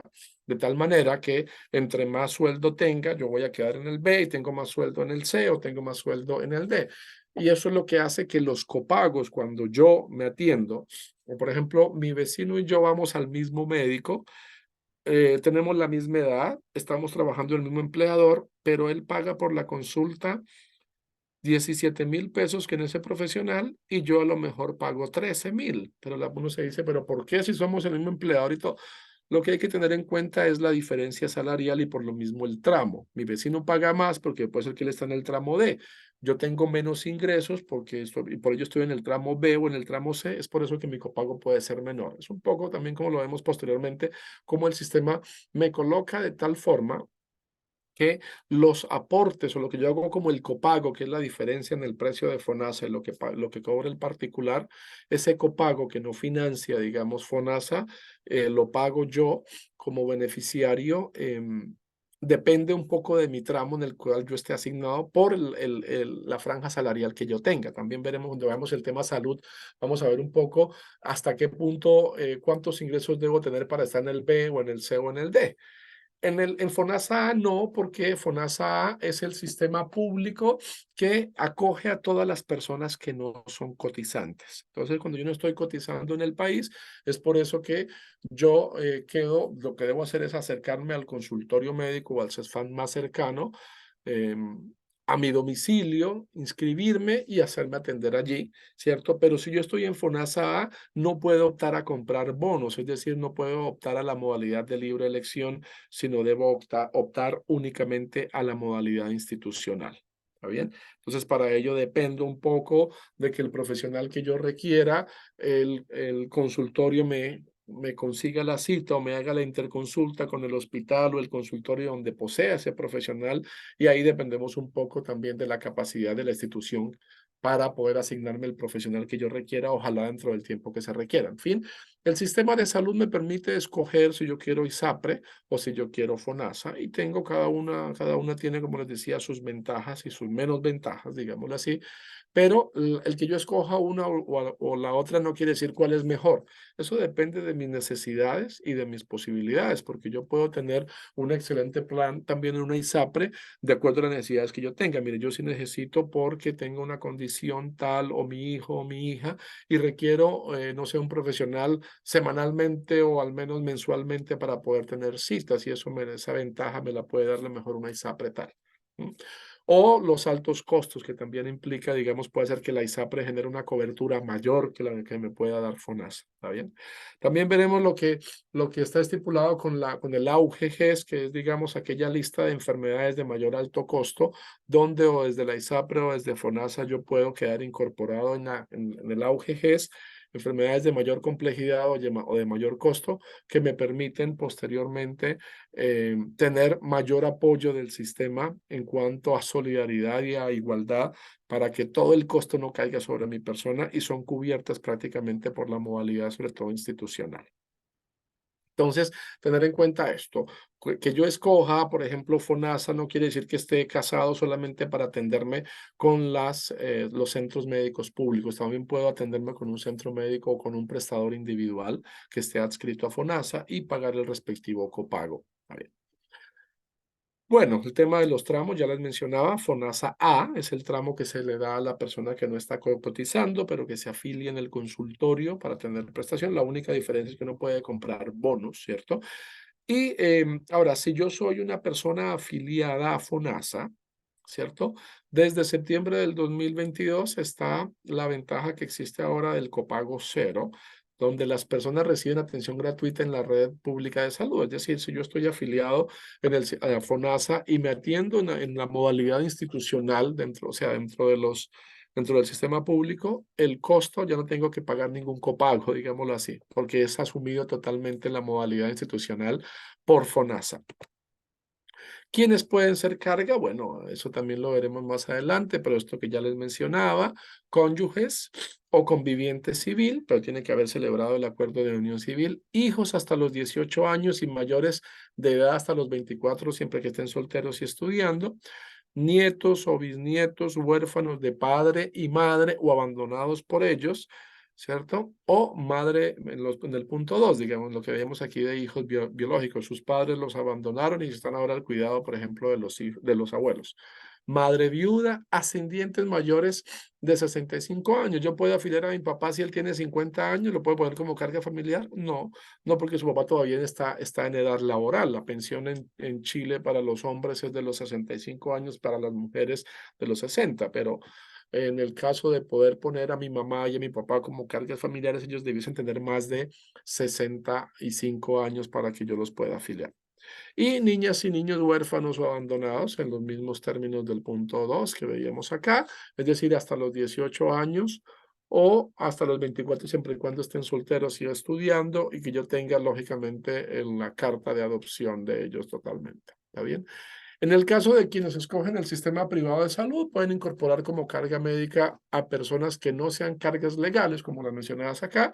Sin embargo, las ISAPRE no son obligadas a aceptarlas. Es decir, yo pudiese solicitarle a una ISAPRE que, por ejemplo, yo quiero que mi plan de salud sea el titular que soy yo, mi esposa y no sé, mi cuñado o un hijo de mi esposa. Posiblemente pueden afiliarlo a mi plan, pero eso depende. Hay que recordar que cuando yo hago un contrato con la ISAPRE es un contrato con un particular, con un prestador particular y ellos son los que pueden decirme si sí o no aceptan esa persona como carga familiar, a diferencia, digamos, de lo que sí, de lo que pasa, o sea, no están obligados a aceptarlo, digamos así. Eso depende un poco más de ellos. ¿Qué derechos tengo por aquello que yo pago en salud? Recuerden que es el 7% o más si yo cotizo en una ISAPRE. Libre elección, la posibilidad de estar inscrito, afiliado en el sistema público y atenderme en el privado, haciendo el respectivo copago. Subsidio por incapacidad laboral, subsidio maternal prenatal, el prenatal suplementario, el prenatal prorrogado. Estos son temas que también veremos más, vamos a abordar con más cuidado cuando más adelante veamos al respecto. Y el subsidio maternal prenatal y el postnatal parental, que es la posibilidad de que traspasarle algo del subsidio, del postnatal, por ejemplo, al papá del bebé, ¿cierto? Eso también lo veremos en su minuto. La licencia médica y el permiso del padre, que son estos 5 días que se tiene como padre cuando nace mi hijo o mi hija en Chile y que dentro de los primeros 30 días yo lo puedo tomar, siempre y cuando yo como trabajador sea también un trabajador, digamos, dependiente. Entonces yo puedo tener derecho también a estos 5 días remunerados. También lo vamos a ver cuando veamos claramente el tema de salud. Y finalmente, seguro de cesantía. Sin ahondar mucho, lógicamente, cuando yo me quedo sin ingresos, ¿cierto? Pues una de la parte o sea, de la mesa del sistema previsional es el ahorrar para cuando yo me quedo cesante. Sin embargo, las personas que tienen un contrato de trabajo antes del 2 de octubre del 2022, quienes firmaron desde esa fecha en adelante están incorporados automáticamente, no están obligados, quien tiene un contrato antes de esa fecha, porque antes no era obligatorio, pero pueden, si una persona estuviese afiliado, tiene un contrato de trabajo antes del 2 de octubre del 2002, podía afiliarse de forma voluntaria si quería hacerlo. ¿Cómo funciona el sistema de seguro de cesantía? También tenemos una clase destinada también a esto. Desde el 2020 también están incorporadas las trabajadoras de casa particular, como ya lo mencionábamos, ¿cierto? Cuando yo me quedo cesante, en pocas palabras, yo tengo beneficios monetarios como titular. Y no solamente beneficios monetarios, porque también hay otros beneficios, como por ejemplo acceso a cobertura en salud, en cuanto que yo esté cobrando mi seguro de desempleo, ¿cierto? O de cesantía. Cuando yo lo estoy cobrando, además también tengo prestación de servicios en salud que yo tenía previamente. O sea, si yo estaba por ejemplo, dentro del sistema público, estaba en FONASA, me quedé cesante, doy entrada y me empiezan a pagar mi seguro de cesantía. Durante los meses que yo dure cobrando el seguro de cesantía, también tengo la posibilidad de tener acceso, por ejemplo, al sistema de salud. Entonces, como este 3% que yo les mencionaba, que es el único que puede tener diferencia de acuerdo si el contrato es eh, indefinido o por plazo fijo o por obra o faena, ¿cierto? O la trabajadora de casa particular es eh, la única pata de la mesa que tiene un diferencial, y es que si yo tengo un contrato indefinido, yo como trabajador de ese 3% aporto el 0,6 y el 2,4 lo aporta mi empleador. Si tengo un contrato a plazo fijo, obra o faena, el 3% es de cargo total del empleador. Y si soy un trabajador o trabajadora de casa particular, recordar que están incorporadas desde el año 2020 con lo que se conocía o se conoce hasta el día de hoy, lo de indemnización a todo evento, que corresponde al 4,11%, del cual el 3% se retira para ir directamente al seguro de cesantía, y el 1,11% es el que irá destinado a la cuenta de la AFP para financiar esto que se conoce como indemnización a todo evento, que es un monto que la trabajadora de casa particular puede retirar independiente de la forma como se haya terminado la relación laboral. Es un monto de dinero en efectivo que va a una cuenta distinta a la de capitalización individual. Ojo, lo que yo ahorro en mi 10% para pensión es para pensión, y salvo por ley, como el contexto de la pandemia, que fue cuando vimos el tema del primero, segundo y tercer retiro, fueron los únicos momentos en la historia donde se ha podido retirar ese dinero o parte de ese dinero, ¿cierto? Porque lógicamente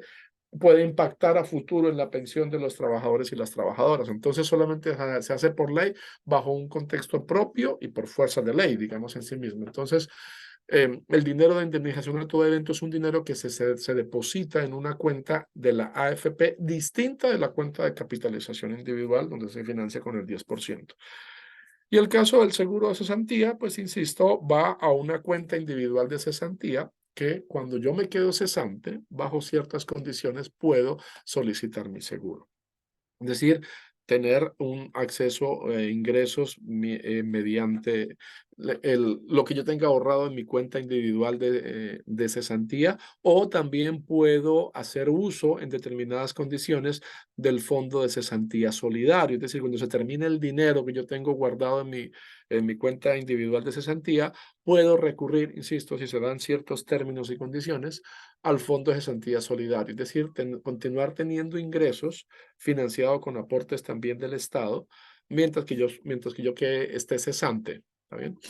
Ley Sana, esto como ya lo habíamos mencionado, es un seguro obligatorio que de alguna forma ayuda o justifica, entre otras cosas, y los beneficios que otorga, es que justifica la ausencia de los padres cuando tienen niños afectados por una condición grave de salud, o mejor, niños no, menores de edad, porque puede ir hasta los 18 años, cuando hay condiciones graves de salud o en fases terminales de la vida. ¿Está bien?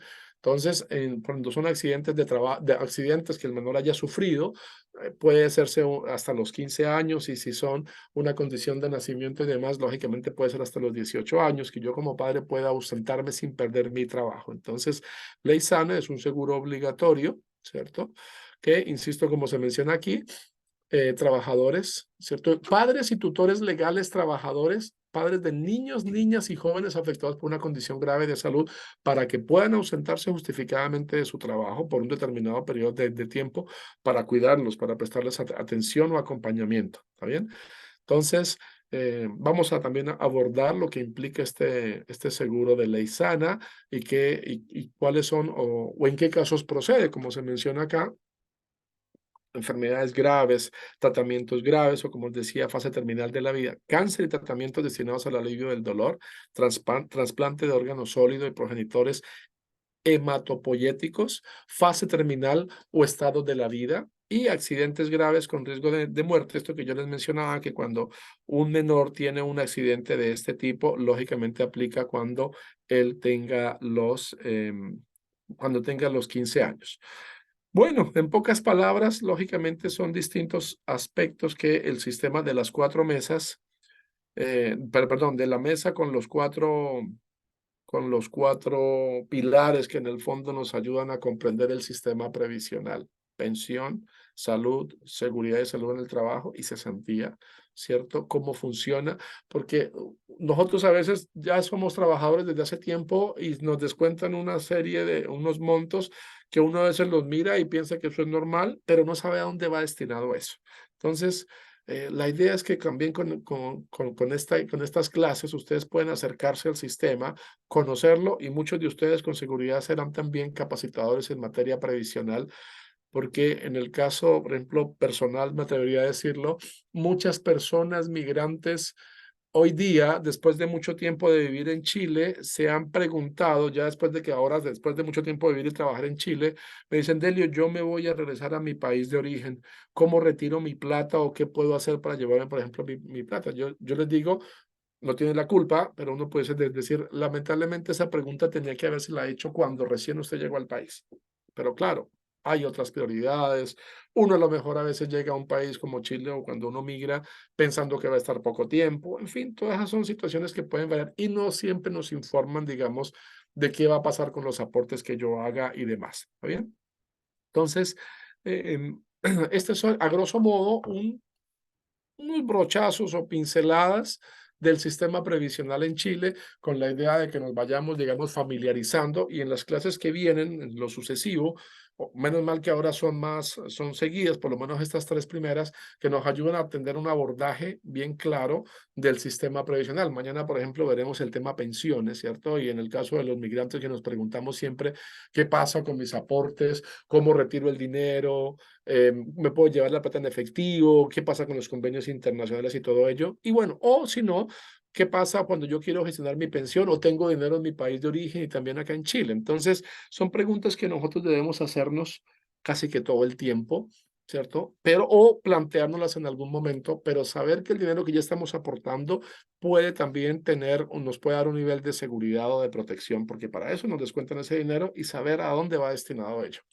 Entonces, muchísimas gracias por esta primera clase. Ahora veamos la parte de las dudas que pueda generar que yo pueda hacer, que yo sé que son muchas porque es muy normal, pero vamos a ver en qué medida, Jessica, podemos de pronto solucionarlas. Sí. Mira, en el chat tenemos solo dos preguntitas y te las voy a leer. La primera dice: he visto que a veces en los finiquitos descuentan un monto de cesantía. ¿A qué se debe eso?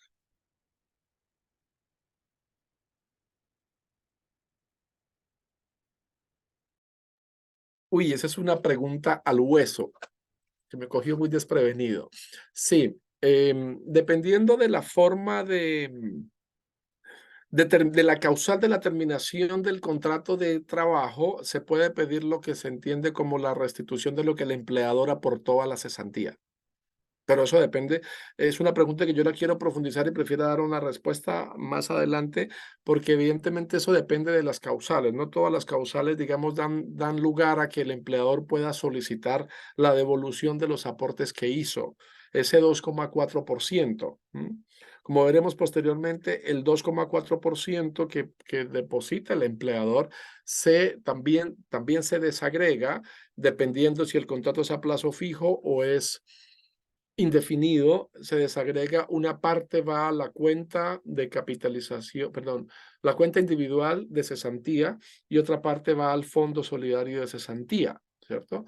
Entonces, esa parte que va a la cuenta individual de cesantía, el empleador puede solicitar la restitución dependiendo de la causal por la cual se dio por terminada la relación laboral. Entonces, voy a investigar un poquito esas causales para poder decirle, miren, tal causal puede ser porque yo me acuerdo que no hace mucho hubo algunos pronunciamientos de la Corte donde se mencionaba que hasta cierto punto también no se pudiera ahora solicitar, pero sí se hace, pero insisto, eso va de acuerdo a la causal de terminación del contrato. No todo es necesidades de la empresa, no todo es muerte del trabajador, no todo es renuncia del trabajador, sino hay otras causales como mutuo acuerdo y demás. ¿Está bien? Entonces, eso depende un poco de la causal determinación de la relación laboral que puede dar lugar a que el empleador exija la restitución de lo aportado en el seguro de cesantía. Gracias. La segunda pregunta dice, ¿puedo afiliar a mi papá como carga si no tiene carnet de identidad chileno o algún familiar? Carga, no. Carga no, él no podría porque en el fondo para una carga familiar sí se requiere tener un carnet en Chile. Ahora, existen Existen los RUT provisorios que nos da FONASA, pero recuerden, cuando yo tengo un RUT provisorio, ese RUT provisorio se me otorga cuando no soy cotizante. Y al no ser cotizante, en el fondo tampoco puedo ser carga porque estaría en FONASA A y las personas en FONASA A solamente pueden optar a la modalidad institucional. Por consiguiente, en FONASA no puede ser una carga familiar. Puede afiliarse como titular en el consultorio, porque el procedimiento de afiliación es dirigirme al consultorio más cercano donde yo viva, ¿cierto? E inscribirme, que normalmente me van a pedir un documento de identificación. Pasa muy frecuentemente esto que yo les decía, que si yo digo que en el fondo ingresé por paso no habilitado, en verdad es mucho más fácil que me afilien que si digo que soy turista, por lo que ya les expliqué durante la clase. Y en segundo lugar, llevar un comprobante de residencia, que normalmente es el que otorga la junta de vecinos del lugar donde yo resida. Yo me afilio en el consultorio y me afilio en FONASA, pero como carga familiar no podría, por lo menos en FONASA no. Lo que sí se pudiese hacer en una ISAPRE, por ejemplo. Ok. Em, Podríamos dar el pase a unas 3 preguntitas, siempre que levanten la mano. Tenemos una manita levantada que es de Nicole Pereira.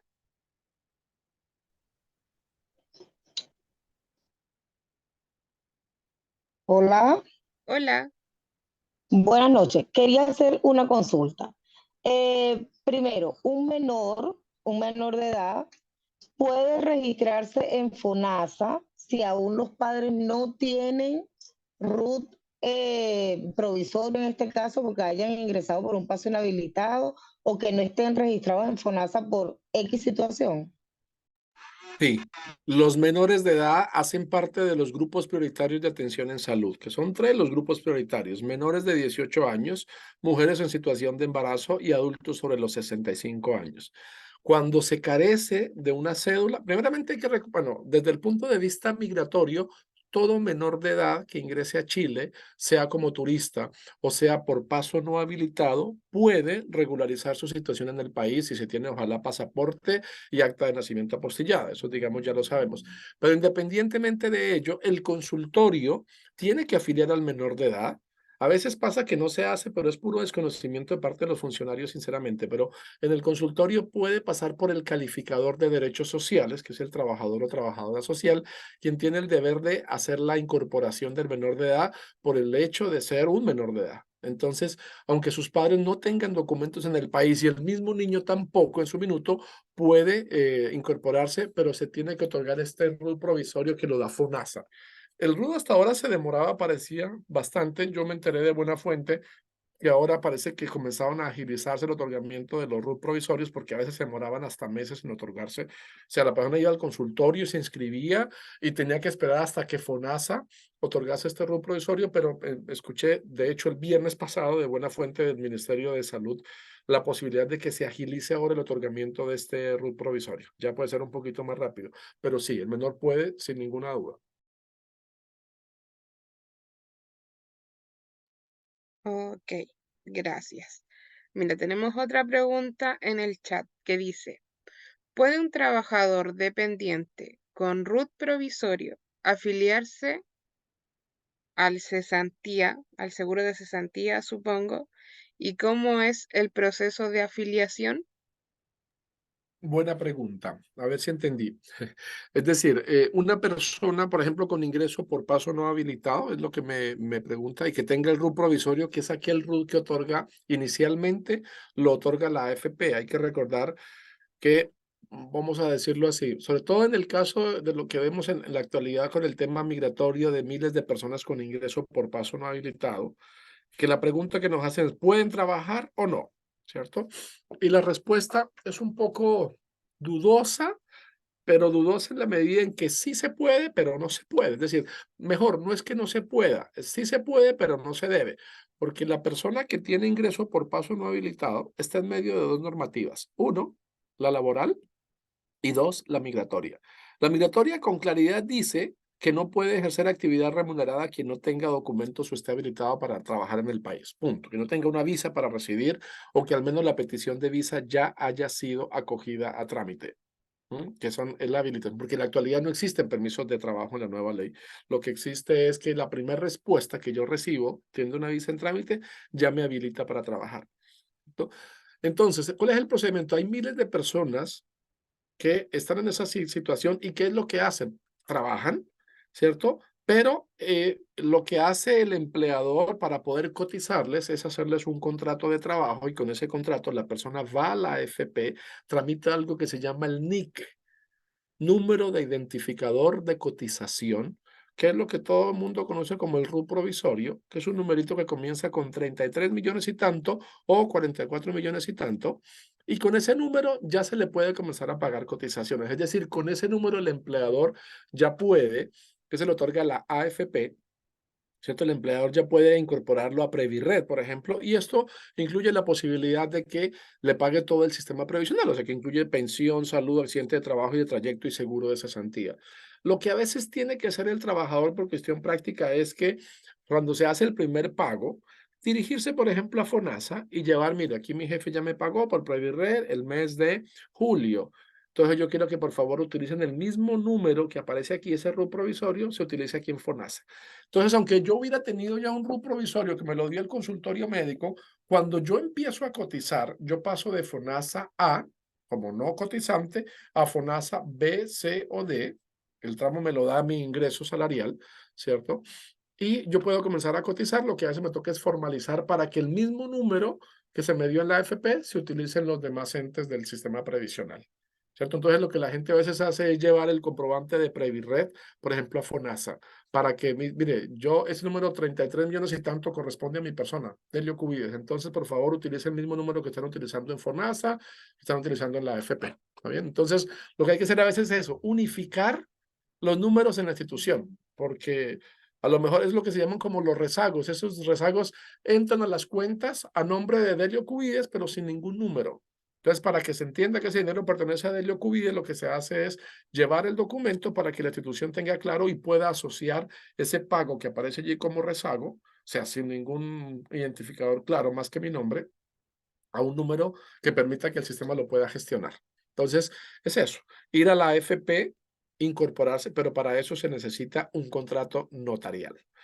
Y esto a veces es un dolor de cabeza porque hay empleados, hay notarios que a veces se hacen problema para legalizar los contratos de las personas con ingreso por paso no habilitado, pero no es que no se pueda, no es que no se pueda, es que a veces los notarios son obispos en su diócesis y mandan y heredaron muchos vicios de la normativa anterior, por ejemplo, entre ellos el artículo 33 de la ley anterior, si no me equivoco, es el que mencionaba que cualquier organismo público, para prestarle cualquier servicio, tenía que acreditar primeramente la residencia regular de la persona. Entonces, a veces por eso la gente va a las notarías y le dicen, no, si no me trae una cédula vigente o tarjeta de turismo vigente, no le dejo firmar el contrato. Pero insisto, hay dos opciones que hacer, o no hago nada, o me cambio de notario. Y hay gente que pasea por 3, 4, 5 notarías hasta que consigue, porque hay notarios que sí lo hacen.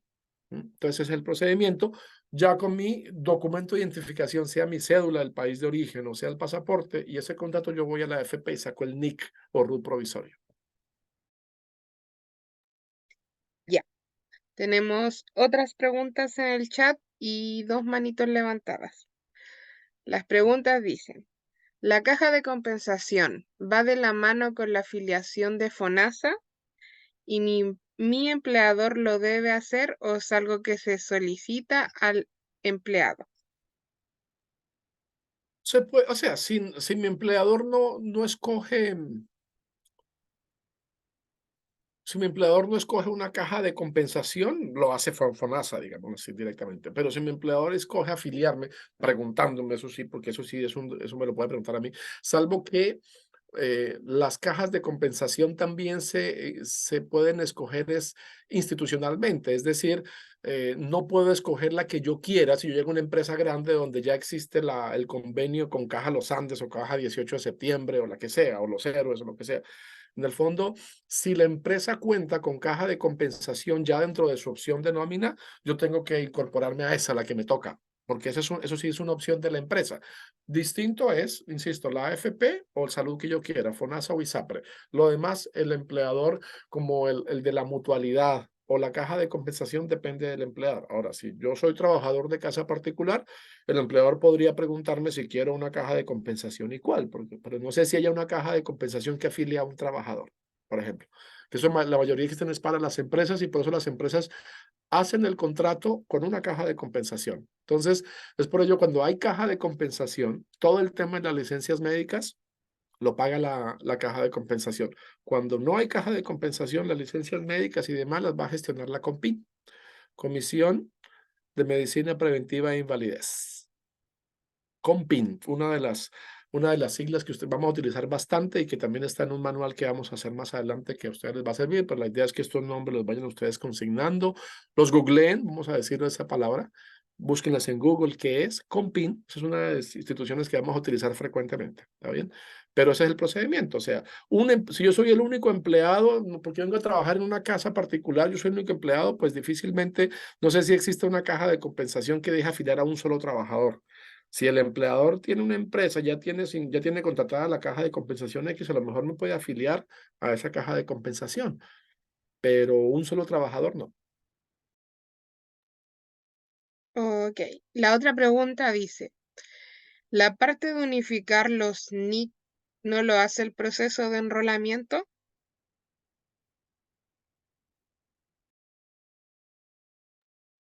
Esperemos que sí.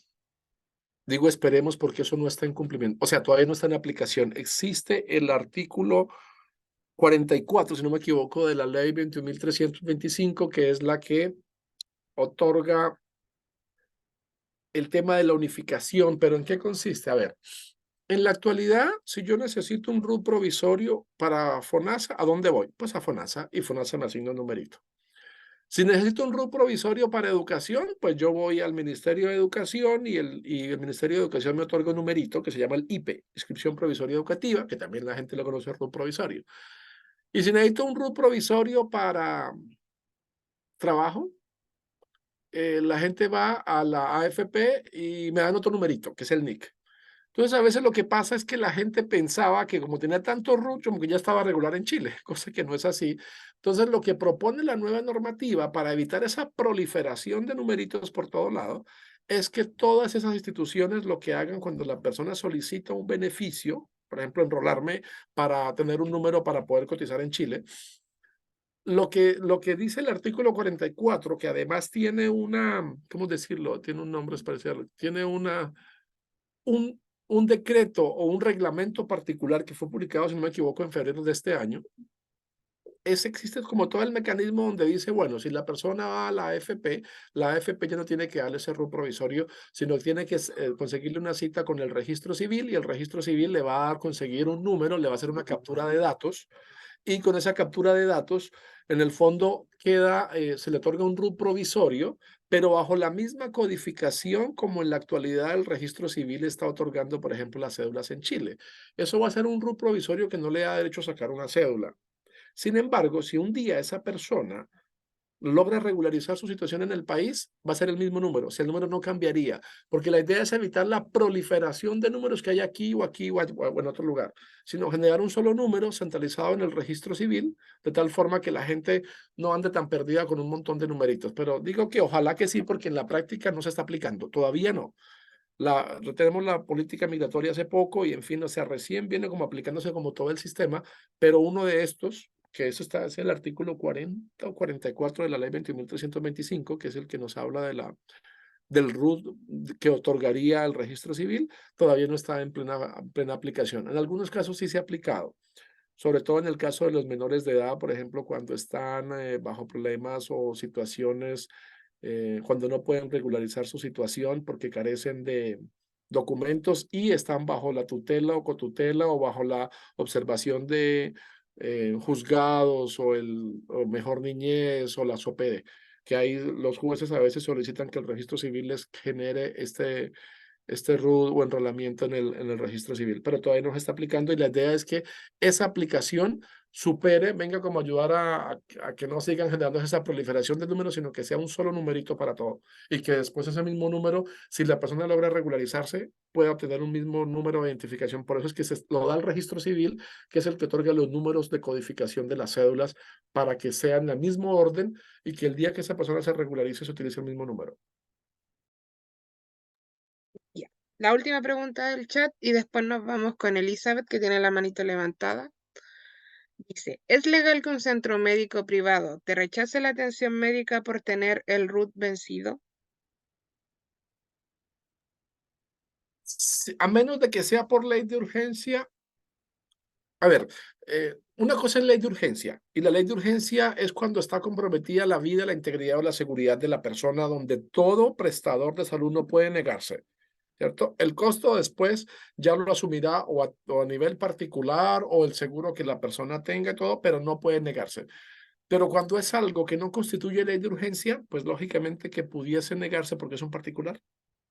No están obligados por ley, digamos, a prestar el servicio, insisto, salvo en caso de ley de urgencia. Ok. Y Elizabeth, tienes la manito levantada y ya sería Sí, la bueno, última preguntita. ok, gracias, buenas noches. Em, a ver, mire, yo estuve aportando con el NIC, con número de NIC, porque mis papeles estaban todavía en trámite, ¿ya? Y me hicieron aportes de lo de la cesantía. Entonces, cuando yo finiquité con esa empresa, ya me dieron mi nuevo RUT, o sea, el RUT, y entré a trabajar a otra empresa. Ese, eso que aportó la empresa a la cesantía, porque ella estaba afiliada a una caja, eso, ¿cómo tendría que hacer? O sea, o sea, ¿lo perdí o tengo que ir a esa caja? ¿Lo puedo solicitar? ¿O cómo es el proceso? No, no entiendo. Disculpa, ¿tú me preguntas del dinero depositado en la caja o depositado en la AFC? En la caja, perdón. Caja de compensación. Sí. No, porque el dinero que se deposita en la caja de compensación es como lo que uno deposita para salud. No es un dinero que se restituye, porque ese monto, el 7%, está destinado a la cobertura en las prestaciones de salud y en los casos de una licencia médica, al pago de las licencias médicas. Entonces no es un dinero que se restituya. Lo que uno Ah, puede ya, pero algún ¿y día. la cesantía? Disculpe, perdón, ¿y Ya, la por eso, cesantía? eso, por eso le decía que Ujú. es distinto. Lo de la caja de compensación es distinto. El seguro, lo del seguro de cesantía, si las primeras cotizaciones las hizo con el NIC, eso le pasa casi a todo el mundo cuando primeramente tuvo un RUT provisorio, que es el NIC, y después saca una cédula. Lo que uno tiene que hacer es una actualización de datos para que ellos unifiquen las cuentas.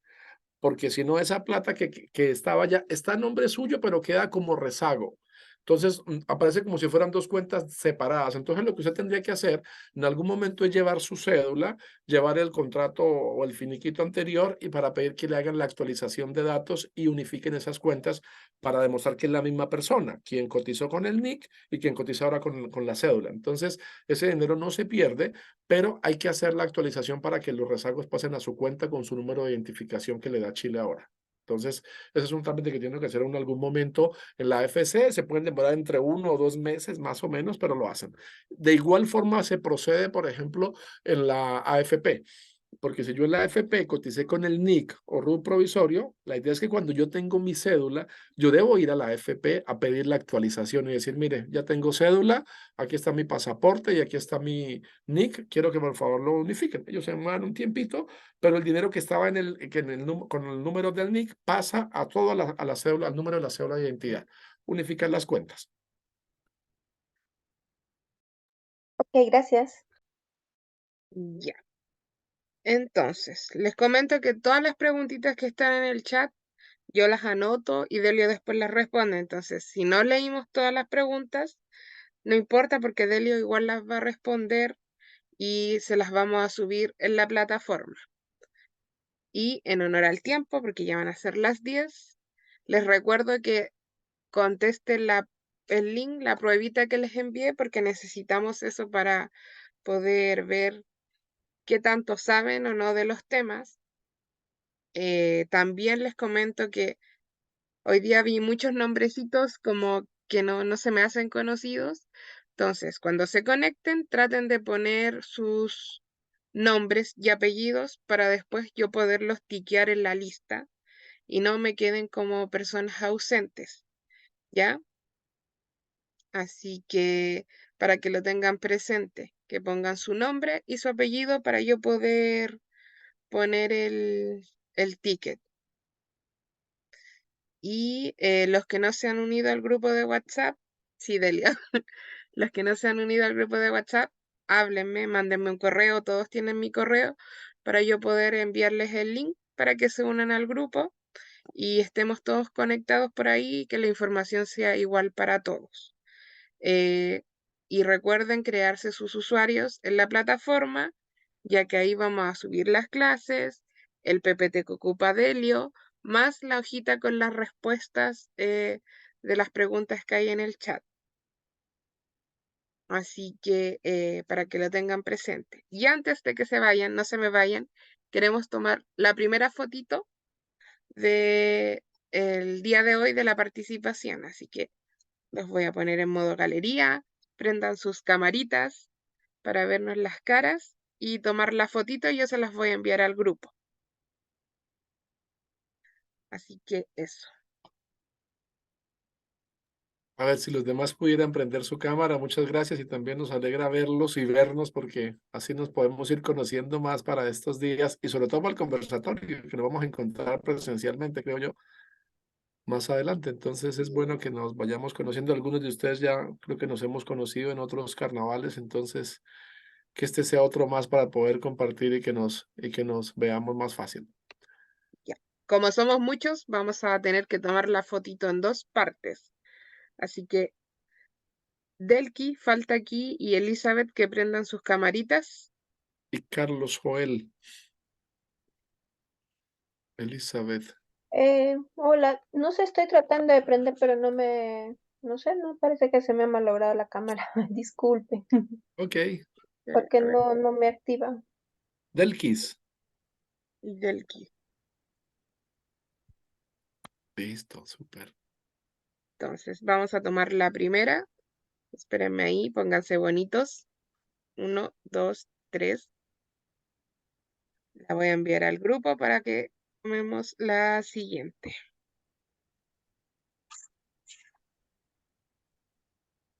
Y denme un segundo.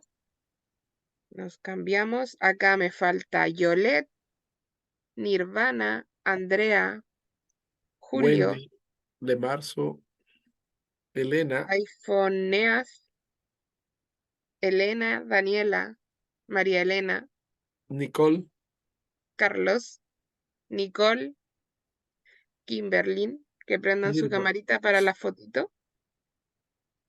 Va a ser un segundo. Wendy, ahí está Wendy, Carlos Joel, Catalina, Yolette, Sí. Entonces nos tomamos la fotito con los que estemos. 1, 2, 3. Y envío la fotito al grupo.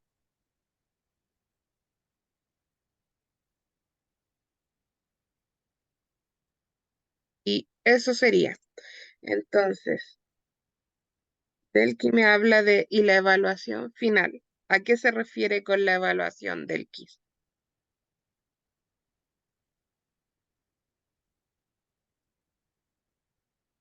Asumo que es a la prueba de...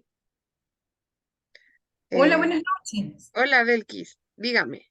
Un gusto. Es que entendí al principio que dijiste que iban a hacer evaluación al inicio y al final de cada clase, o es al No, no, final. no. Lo que pasa es que antes, se suponía que antes de que empezáramos la clase, ustedes tenían que responder una evaluación diagnóstica, Ah, la cual ya, nos sirve para saber qué tanto saben del tema. ya. Y como no hay muchos que no la han respondido todavía, yo les voy a enviar el link para que eh, la puedan responder, ojalá antes de la clase de mañana. Ya, perfecto, gracias. ¿Ya? Ya yo lo hice. Ya. Sí.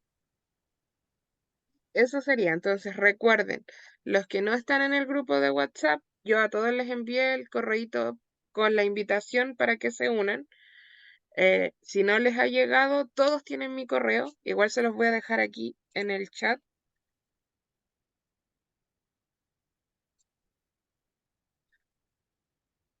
para que lo tengan y me hablen cualquier cosa.